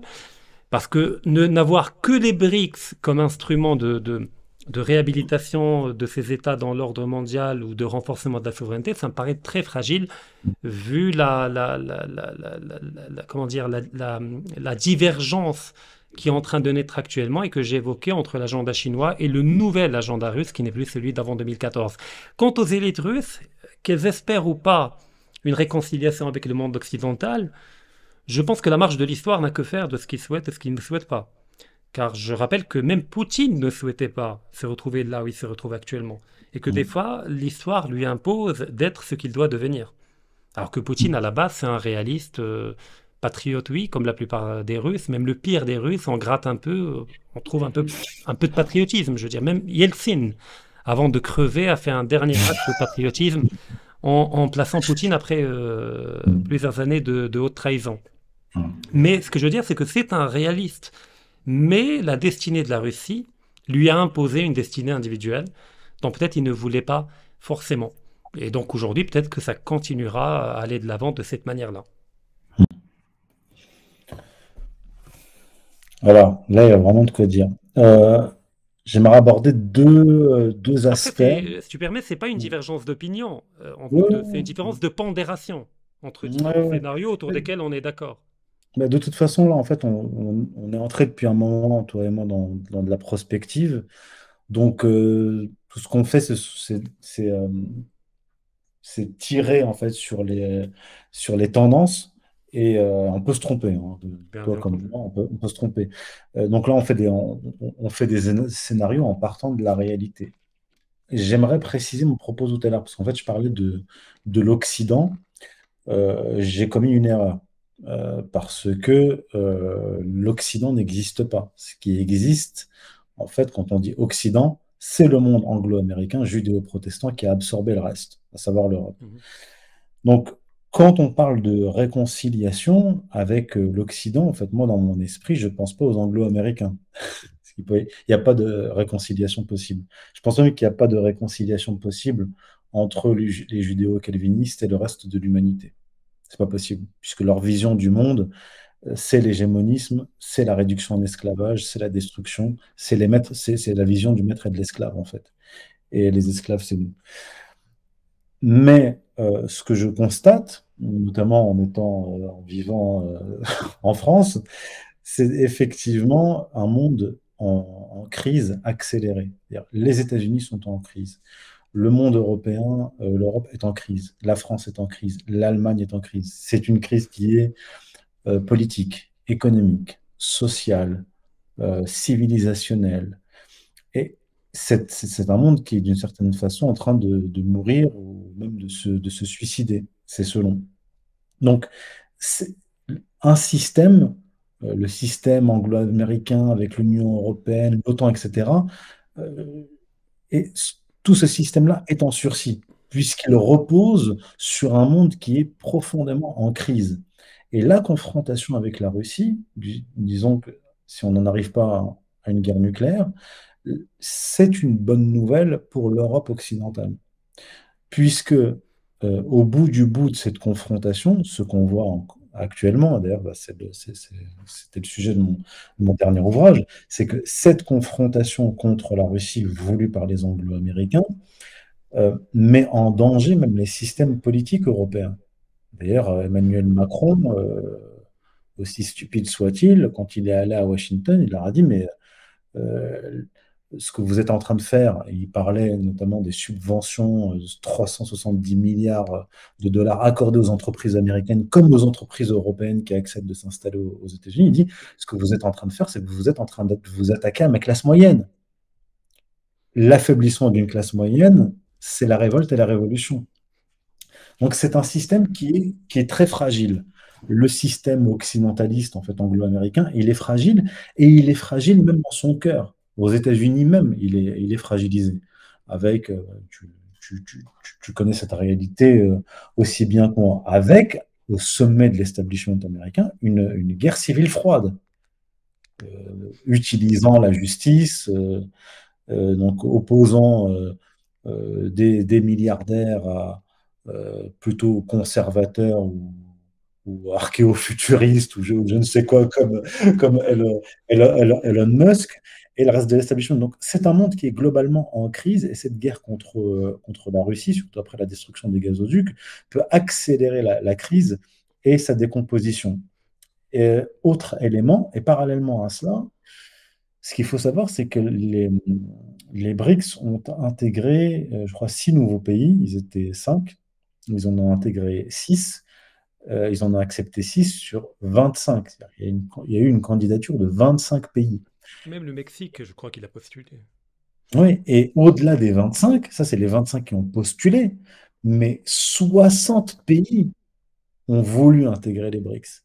Et les BRICS vont être présidés l'année prochaine par Vladimir Poutine. Et un des objectifs annoncés par Vladimir Poutine, c'est bien sûr le multilatéralisme. Je pense que là, le terme de multilatéralisme qui revient encore et encore là, dans les objectifs des BRICS, je pense que ça vient des Russes, puisque Vladimir Poutine est un juriste et qu'il est très attaché à l'État souverain et à l'esprit westphalien.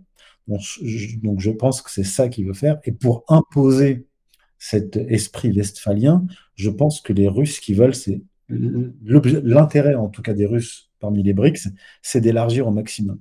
Et un de ses objectifs pour 2024, c'est d'élargir les BRICS. Donc d'amener de nombreux pays au sein des BRICS pour faire pression sur le monde occidental. Donc du point de vue de la stratégie russe, il y a la pression militaire, la pression économique, puisque le monde russe, lui, il a son blé, il est autosuffisant sur le plan alimentaire, il a son énergie. Les Européens sont beaucoup moins indépendants sur le plan alimentaire, mais la France, quand même, ça va. Mais aucune énergie, donc il y a cette pression-là, mais il y a aussi la pression diplomatique que veut exercer la Russie de Poutine. Et tout cela va tendre comment dire, à faire éclater le système occidental à terme. Alors, quand je dis éclater, bon, je dis ça peut paraître optimiste, mais l'éclatement peut être extrêmement violent et peut-être qu'on n'y survivra pas à la fin de l'occidentalisme. Donc voilà ce que je vois comme perspective. C'est pas forcément joyeux, hein, mais, mais voilà. Sinon, ce n'est pas drôle. Oui, ça- Alors, moi, j'aimerais rebondir sur 2 points. Le premier ouais. est la question du... Alors, si j'enlève le casque, ce n'est pas parce que j'aime pas écouter Sfindi, c'est parce que j'ai un problème de retour, pour que les gens comprennent. La question du nombre de pays qui ont postulé, le nombre de pays qui souhaiteraient adhérer, moi je ferais la part des choses entre les États qui veulent adhérer parce qu'ils ont une vision stratégique et géopolitique claire, comme la Chine, comme l'Iran, qui sont de manière directe ou indirecte dans une rivalité ou confrontation avec l'Occident. L'Occident tel que défini par Youssef Indy, c'est-à-dire le noyau dur, c'est le monde anglo-américain, et puis il y a les dominions qui ont été asservis et qui gravitent autour. Et de l'autre côté, il y a une autre catégorie de pays que je qualifierais d'opportunistes, et au sein desquels j'intègre des pays comme l'Inde, des pays comme les Émirats arabes unis, qui n'adhèrent pas parce qu'ils ont un agenda géopolitique souverain de restauration du grandeur ou autre chose, mais tout simplement pour ne pas mettre tous les œufs dans le même panier et avoir un pied partout. C'est-à-dire en même temps être présent dans des accords transpacifiques, etc., avec l'Australie, les États-Unis, le Japon, etc., en même temps être présent au sein de l'Eurasie à travers les BRICS pour avoir de l'énergie pas chère et avoir des accords privilégiant leurs marchandises et leur monnaie nationale, et en même temps acheter de l'armement à la Russie et l'acheter à l'Occident. Et donc c'est des pays qui cherchent à renforcer leur souveraineté en multipliant les appartenances. Et donc, c'est une typologie très particulière au sein desquelles on peut même inscrire le Mexique qui peut-être un jour va intégrer les BRICS. Donc, pour moi, le noyau dur des BRICS, ça reste Chine, Russie. Le reste, voilà, c'est pour compléter le tableau, parce qu'il y a des complémentarités, parce que, etc. Mais en termes d'agenda géopolitique, si jamais il devait y avoir un agenda commun, ça ne peut se faire qu'entre Moscou et Pékin. Deuxième élément, par rapport au monde occidental. C'est-à-dire si jamais demain il y a un bouleversement, une implosion des régimes politiques, avec une possible réconciliation bien comprise partant des intérêts nationaux entre l'Europe continentale, notamment moi je crois que tu penses plutôt à l'Allemagne et à la France, qui pourraient effectivement comprendre cette complémentarité qu'ils ont avec l'Eurasie. Permets-moi de nuancer un peu parce que j'aurais pu adhérer à cette lecture-là s'il n'y avait pas eu la parenthèse rhume 19. On a vu comment quand même l'abrutissement généralisé des masses et leur domestication a atteint un tel niveau que même les élites les plus pourries peuvent imposer un acte d'allégeance que fut la vaccination. C'était un acte d'allégeance politique à ce nouvel ordre anglo-américain, et que la majorité s'est fait injecter un produit poison uniquement pour pouvoir entrer à McDo et à Burger King. Donc, je ne peux pas me projeter dans un monde où des populations autant lobotomisées, mis à part une extrême minorité qui a résisté, puissent réellement produire un réagencement politique au sein de leur élite capable de rompre, ne serait-ce que partiellement, avec le monde anglo-américain et entamer une vraie lecture géopolitique de complémentarité avec le bloc eurasiatique. Peut-être que je suis pessimiste, mais je pense qu'il y a beaucoup de leçons à tirer de la parenthèse rhume 19 par rapport à la capacité de ces élites-là, pas uniquement néoconservatrices, et son pluriel, à domestiquer des populations castrées à tous les niveaux, historiquement, aujourd'hui même chimiquement probablement castrées, et leur capacité à produire des élites capables de prendre... Mais même là, les mouvements radicaux, entre guillemets, d'extrême droite, on a vu Meloni en Italie, etc., finissent par baisser leur froc, pour dire trivialement et vulgairement, et s'aligner intégralement sur l'agenda sorosien, sur l'agenda libéral, mais avec quelques chasses gardées, un peu comme Orban, un peu comme etc. Quoique Orban est une catégorie à part que je trouve extrêmement intéressant. Mais je ne vois pas où on peut puiser cette relève en termes de renouvellement des élites et d'avoir des élites bien structurées intellectuellement, capables de comprendre leurs intérêts bien compris. Moi, je pense que quand on entame une dynamique de décadence, quelque part, elle doit aller jusqu'au bout de la déchéance. Et donc peut-être que la seule possibilité de survie de l'Occident serait de changer d'hégémone, tout simplement. De passer d'une périphérie du monde anglo-américain vers une nouvelle périphérie du monde eurasiatique. Mais l'Occident continental européen comme sujet géopolitique et non plus comme objet, personnellement, j'y crois pas. Car pour cela, il faut des élites, et ces élites, je les cherche partout, je les trouve nulle part dans le monde occidental.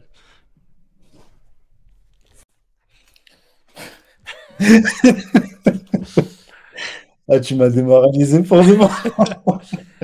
Donc, t'es bienvenu à Moscou, à Rabat, Bien sûr. Pékin. Non, mais moi ce qui m'intéresse, c'est l'ordre du monde, et l'ordre du monde dépend de l'équilibre. Et or, on est dans un monde qui est totalement déséquilibré. Et ce que l'on voit en Europe, parce que on est parti pour une guerre mondiale qui peut être destructrice, c'est qu'elle part d'Europe, là, en l'occurrence, que les puissances nucléaires là, s'affrontent en Europe. Et le pays qui aurait pu empêcher cela, c'est la France.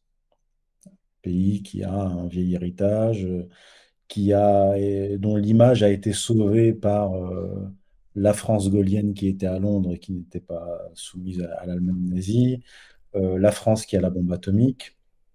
et non pas effectivement l'Allemagne. Mais bon, des élites, il y en a. En tout cas, moi, j'en vois en France, sauf qu'on ne les voit pas dans les médias. Euh, mais il y a des gens très bien formés, qui pensent très bien, et qui sont, sans donner de nom, mais qui sont des gens qui ont été parfois même ostracisés dans l'appareil d'État. Donc, des gens qui ont servi le pays, qui ont une vision tout à fait saine, vision gaullienne. Il y en a, hein, il y en a vraiment, mais ce sont très souvent des gens qui ont été écartés, notamment depuis que Sarkozy est arrivé au pouvoir.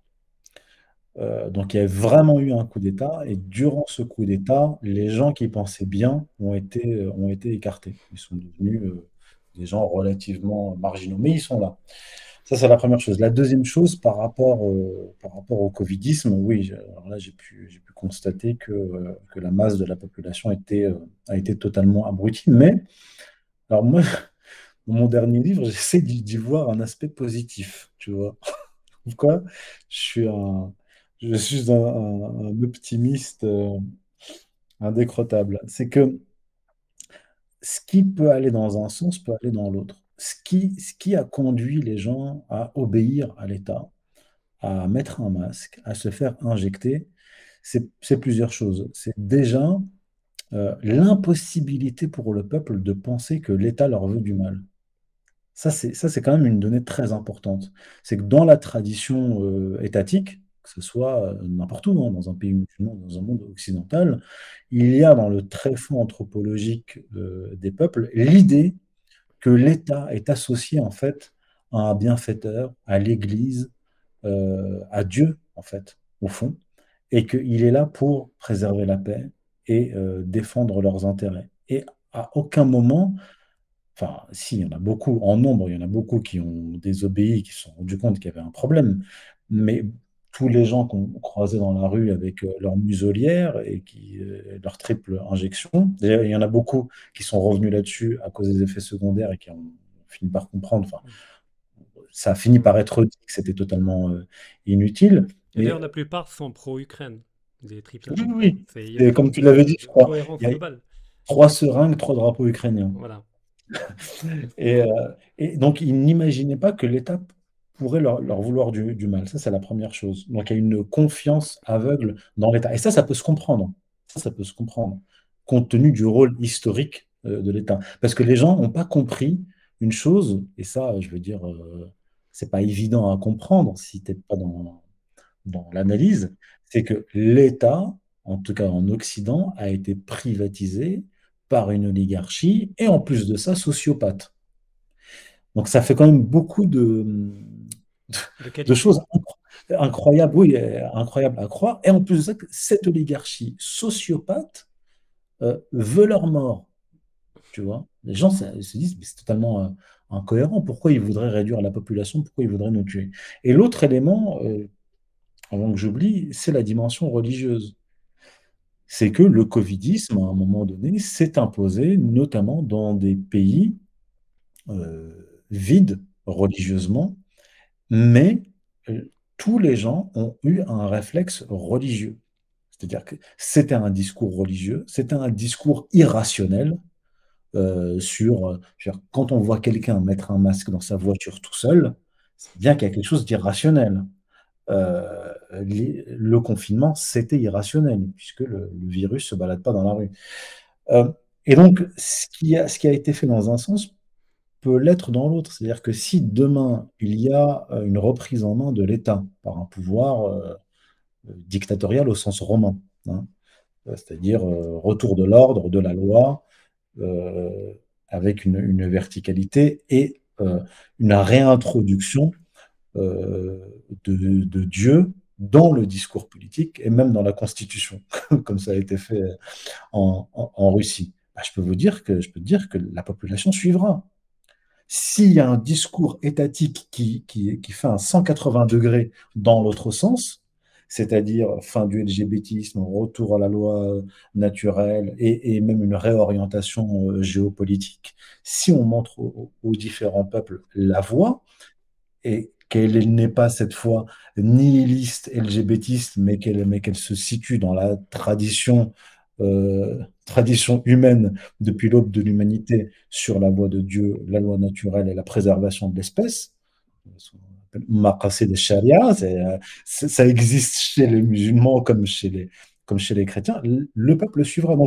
Donc, cet épisode était profondément désespérant, mais finalement, en réfléchissant, je me suis dit, ah tiens, ça donne quand même de l'espoir. L'esprit moutonnier, c'est aussi l'esprit religieux et il peut être réactivé dans le bon sens. Voilà.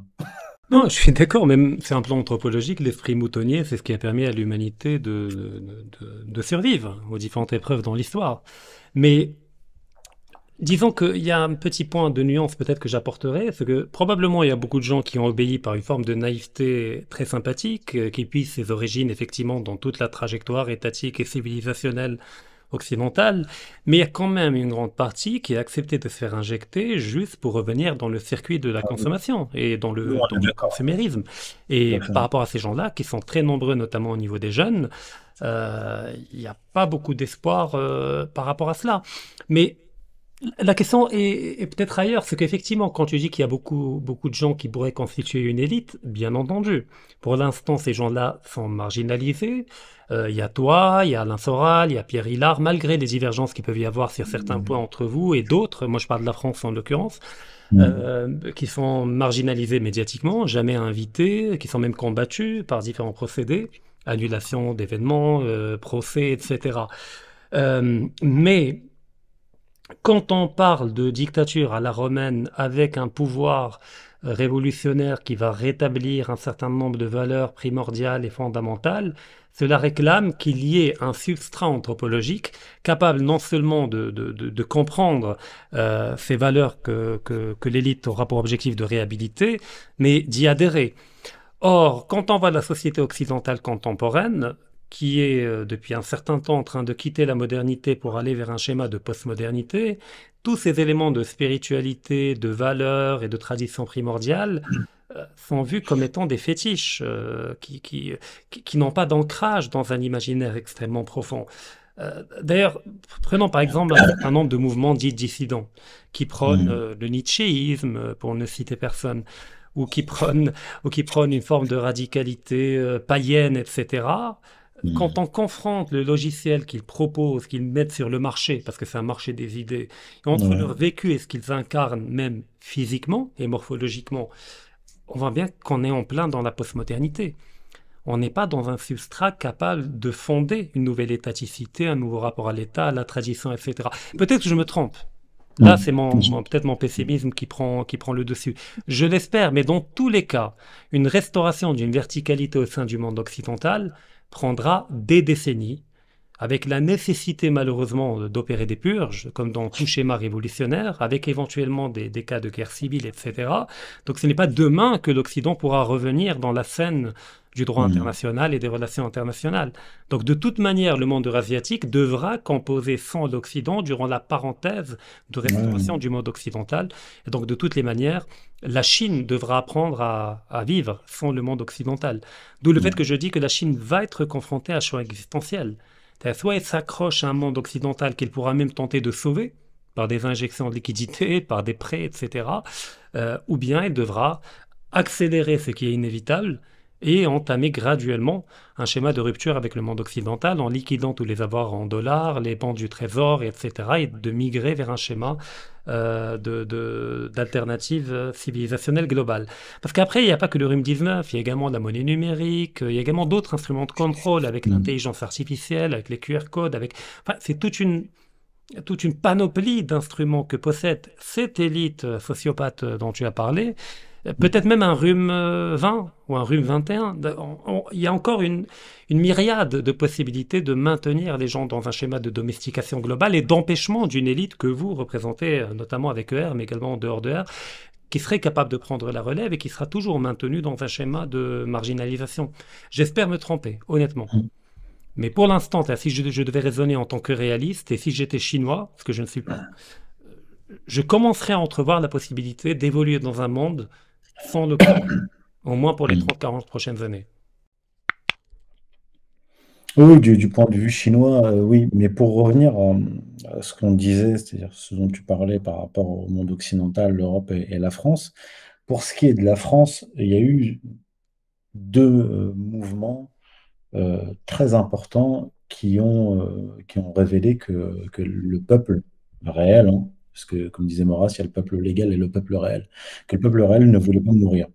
Il y a eu en 2013, en plus je crois que c'était la même année, il y a eu 2013 les bonnets rouges, Oui. donc c'est des Bretons, des petits patrons et leurs employés, et la Manif pour tous, qui était une toute autre sociologie. La Manif pour tous, c'était les catholiques de droite, très souvent bourgeois.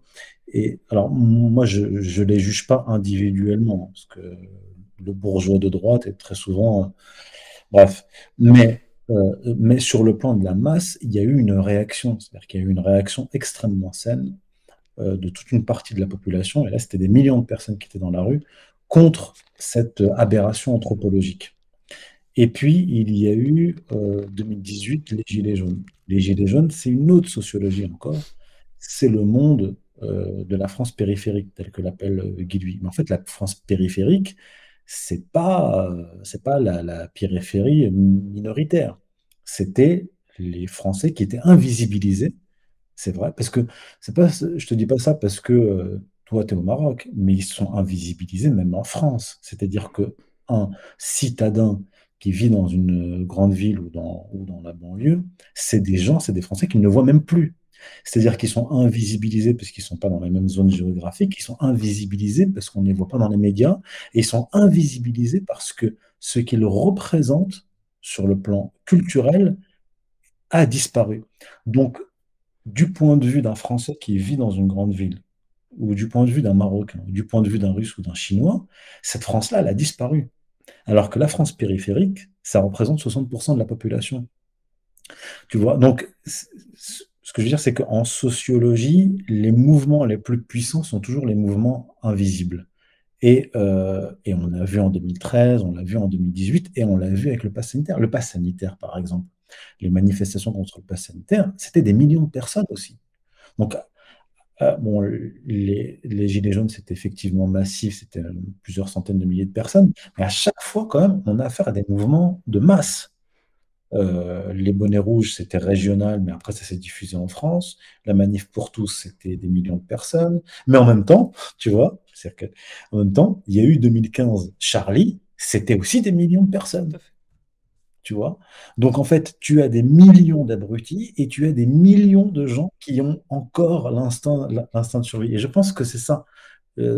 En fait, la- la- l'opposition qu'on peut avoir sur le plan géopolitique entre une Russie conservatrice et un Occident dégénéré, bah, on l'a aussi en Russie, mais sauf que les dégénérés en Russie sont minoritaires et en Occident, ils sont une majorité relative, mais en fait, l'occidentalisme, le modernisme, il est partout à des degrés Différent. relativement importants. Et donc, en fait, la guerre eschatologique, je pense qu'elle est au niveau géopolitique, mais elle est individuelle. Euh, en toi, tu te jihad an-nafs, donc il y a une confrontation entre le moderniste qui est en toi et le traditionniste qui est en toi. Et à l'échelle de la nation, c'est pareil. Donc on va avoir quand même, je pense, des convulsions importantes, mais je ne me fais pas d'illusions.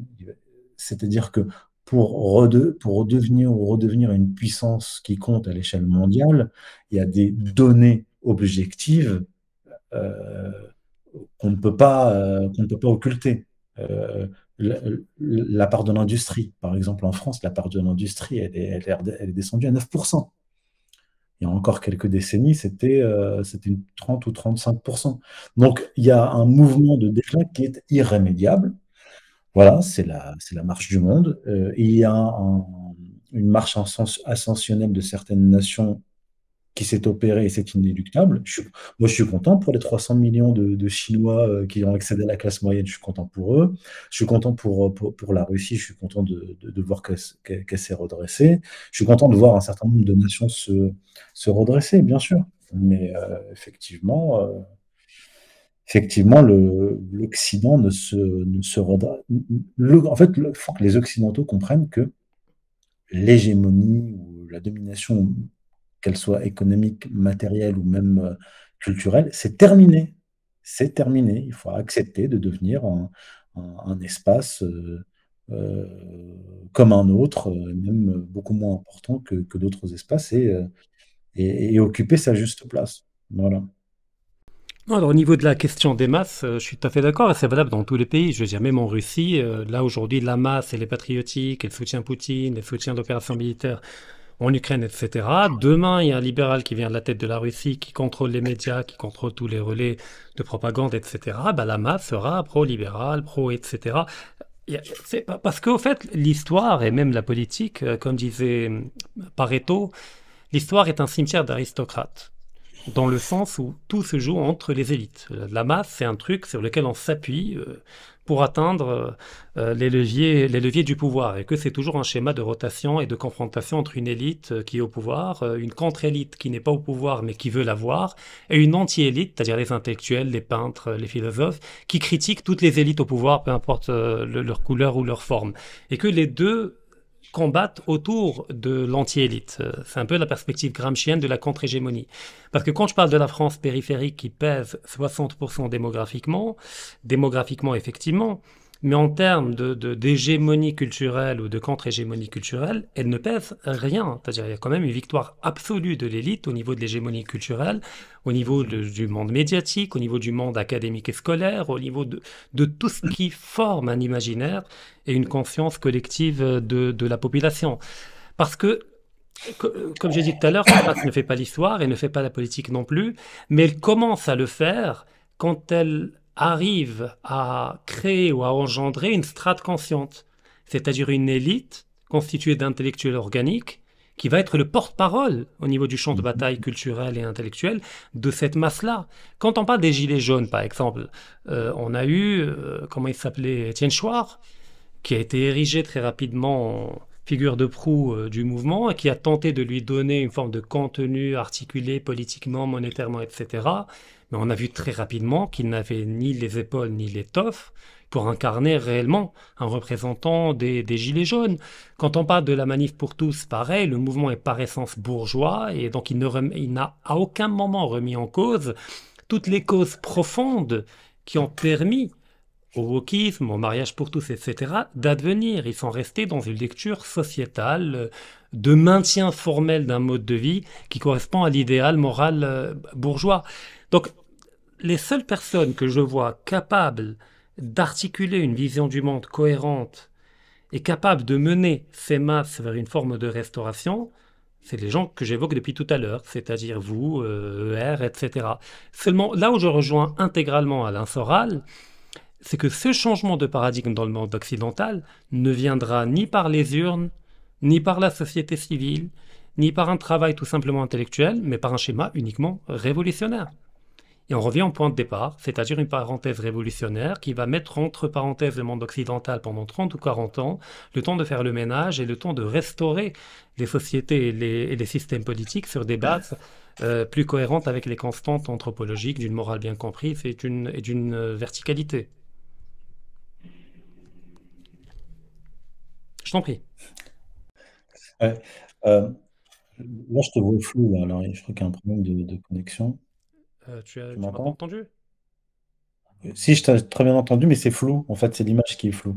Ah d'accord, c'est peut-être un problème de connexion. Bah, De chez moi, connexion. elle est Mais nette. par contre, ok, bon, en tout cas, je t'entends bien. Ok, ça redevient net. Ok. Alors, pour répondre à la question culturelle, là, je pense qu'on a aussi un désaccord. Je vais te dire pourquoi. Parce qu'il y a véritablement eu une évolution culturelle et des idées. Là encore, Guy, lui, l'a bien mis en évidence. C'est que, effectivement, en France, on a vu ces dernières années et ces dernières décennies des positionnements de la population et des thématiques avancées qui montrent en fait que ces idées-là deviennent majoritaires, mais ce sont des idées qui sont récupérées et déviées. Je ne veux pas parler de la récupération, de la déviation. Par exemple, il y a eu le vote contre la Constitution européenne. C'est-à-dire que les gens, d'instinct, ont voté contre la Constitution européenne parce qu'ils ont compris que l'Union européenne, euh, les institutions internationales et même l'euro leur pourrissaient l'existence. C'est la réalité. Les Français, dans leur majorité, si demain il y a un vote sur ces questions-là, notamment le libre-échange mondial, l'immigration de masse, etc. Dans tous ces secteurs, la population est majoritairement opposée à la doxa. Et c'est ça qui met en évidence Guy Lui. C'est-à-dire que de plus en plus, en fait, c'est mécanique. C'est-à-dire que euh, plus les catégories populaires, puis les classes moyennes sont touchées par les effets de la globalisation. Aujourd'hui, ça va être du LGBTisme, du wokisme. On va le voir là avec les gamins qui vont commencer à se suicider les uns après les autres parce qu'on leur a fait subir des transformations corporelles via des injections d'hormones, etc. Tout cela, tout ce qui a été imposé, l'immigration de masse, le libre-échangisme, L'écologisme. la financiarisation de l'économie, tout ça a été est rejeté en fait par la majorité de la population. Seulement, ce sont des thématiques qui sont régulièrement récupérées et déviées de leur objectif. Tu vois, tu parlais de Mélanie tout à l'heure. Ben, en France, il y a l'équivalent avec Reconquête et Zemmour. C'est-à-dire qu'on va récupérer une exaspération de la population par rapport à l'immigration, puis on va passer de l'immigration à l'islam, donc on va pousser les gens dans une confrontation horizontale, et puis quand on accède au pouvoir, eh bien on applique les directives de George Soros et de l'Union européenne. Mais de toute façon, comme je disais, c'est mécanique. Plus la société et les classes moyennes subissent cette politique infernale, et plus c'est comme par exemple les injections. Au début, les gens étaient très contents d'avoir un pseudo-vaccin quelques mois après le rhume 19. Mais très rapidement, ça s'est transformé en passe sanitaire, passe vaccinal, et puis réaction massive dans la rue, des millions de gens qui s'y opposent. Et en fait, ces idées-là de la France périphérique avancent tout comme aux États-Unis avec l'Amérique périphérique. C'est ce qui a en fait conduit Trump au pouvoir, c'est-à-dire le rejet du libre-échangisme, des guerres inutiles qui coûtent des milliers de milliards, etc., le wokisme, et ça a conduit Trump au pouvoir. Et pour dégager Trump, il a fallu déclencher des affaires, comme tu l'as dit tout à l'heure, puis ensuite truquer les élections. Je ne parlerai pas de la France, parce que en France, on n'a pas le droit de dire que les élections sont truquées. Mais on peut dire qu'il y a eu visiblement des irrégularités. On l'a vu avec les chiffres du ministère de l'Intérieur sur France 2, où on voit Marine Le Pen qui perd plusieurs centaines de milliers de voix en une minute, quoi. Bref, mais juste pour te dire que effectivement, il y a une transformation comment dire, des idées populaires qui sont en train de s'imposer, et de toute façon, pour contrecarrer le peuple, il faut, comme c'est en train de se mettre en place actuellement, mettre en place une tyrannie de plus en plus rigide, numérique, policière, et truquer les élections. Donc, ce qu'il faut, c'est qu'à un moment donné, là tu l'as dit, c'est que faut qu'il y ait des intellectuels organiques. C'est-à-dire, effectivement, que le peuple trouve pas seulement des intellectuels, mais des leaders politiques qui sont en résonance avec eux. Et ce qui est marrant, c'est que je terminerai sur cela, c'est les déclarations récentes de Michel-Édouard Leclerc, alors qui dit, là c'était il y a quelques semaines, qui dit que l'inflation en France, et pas seulement en France, en Occident, est due à la spéculation de, je cite, la communauté financière. La communauté financière. Et là, c'était encore hier, il a déclaré, il y a un problème économique en France, un problème social, et qui va se transformer en problème politique.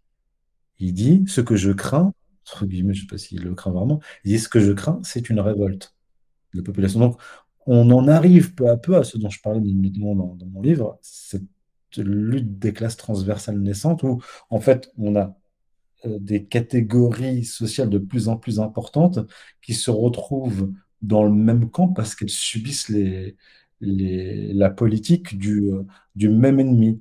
Donc c'est peut-être excessivement optimiste ce que je dis, Mais simplement, c'est ce que je constate et j'essaie de, de prolonger les courbes. Et bon, advienne que pourra, hein. En tout cas, l'avenir nous le dira et les paris Ouais. sont ouverts. Rendez-vous dans Oui, 30 ans. oui, Inch'Allah. Ben, Sfindi, merci infiniment. Comme d'habitude, c'était passionnant. De même, Et discussion j'invite très les gens riche. à acheter, à lire votre dernier livre. Ah, tiens, il est là. Je Il vais est le là, prendre. il est là. Ouais, il est là. Je vais mettre en lien dans le descriptif Merci. pour pouvoir le commander. Et également, j'invite les gens à se rendre sur Strategica, où tu publies également tes Strategica.fr. dossiers.fr, Ouais. avec Stratégie, Mirza devant et avec d'autres personnes dans un très plat intéressantes. devant, et d'autres articles du colonel Alain Corvet, du général de Lavarde, de Ouais. Claude Timmerman et bien d'autres. Je ne sais pas si tu collabores avec Ah, Géopolitique Profonde également. alors, c'est pas une collaboration, c'est que j'ai écrit un texte résumant mon livre, un texte de présentation de mon livre, mais ça a été une collaboration ponctuelle. Voilà. Je ne fais pas En tout cas, partie des auteurs de d'accord. Géopolitique. En tout cas, ils font un bon boulot.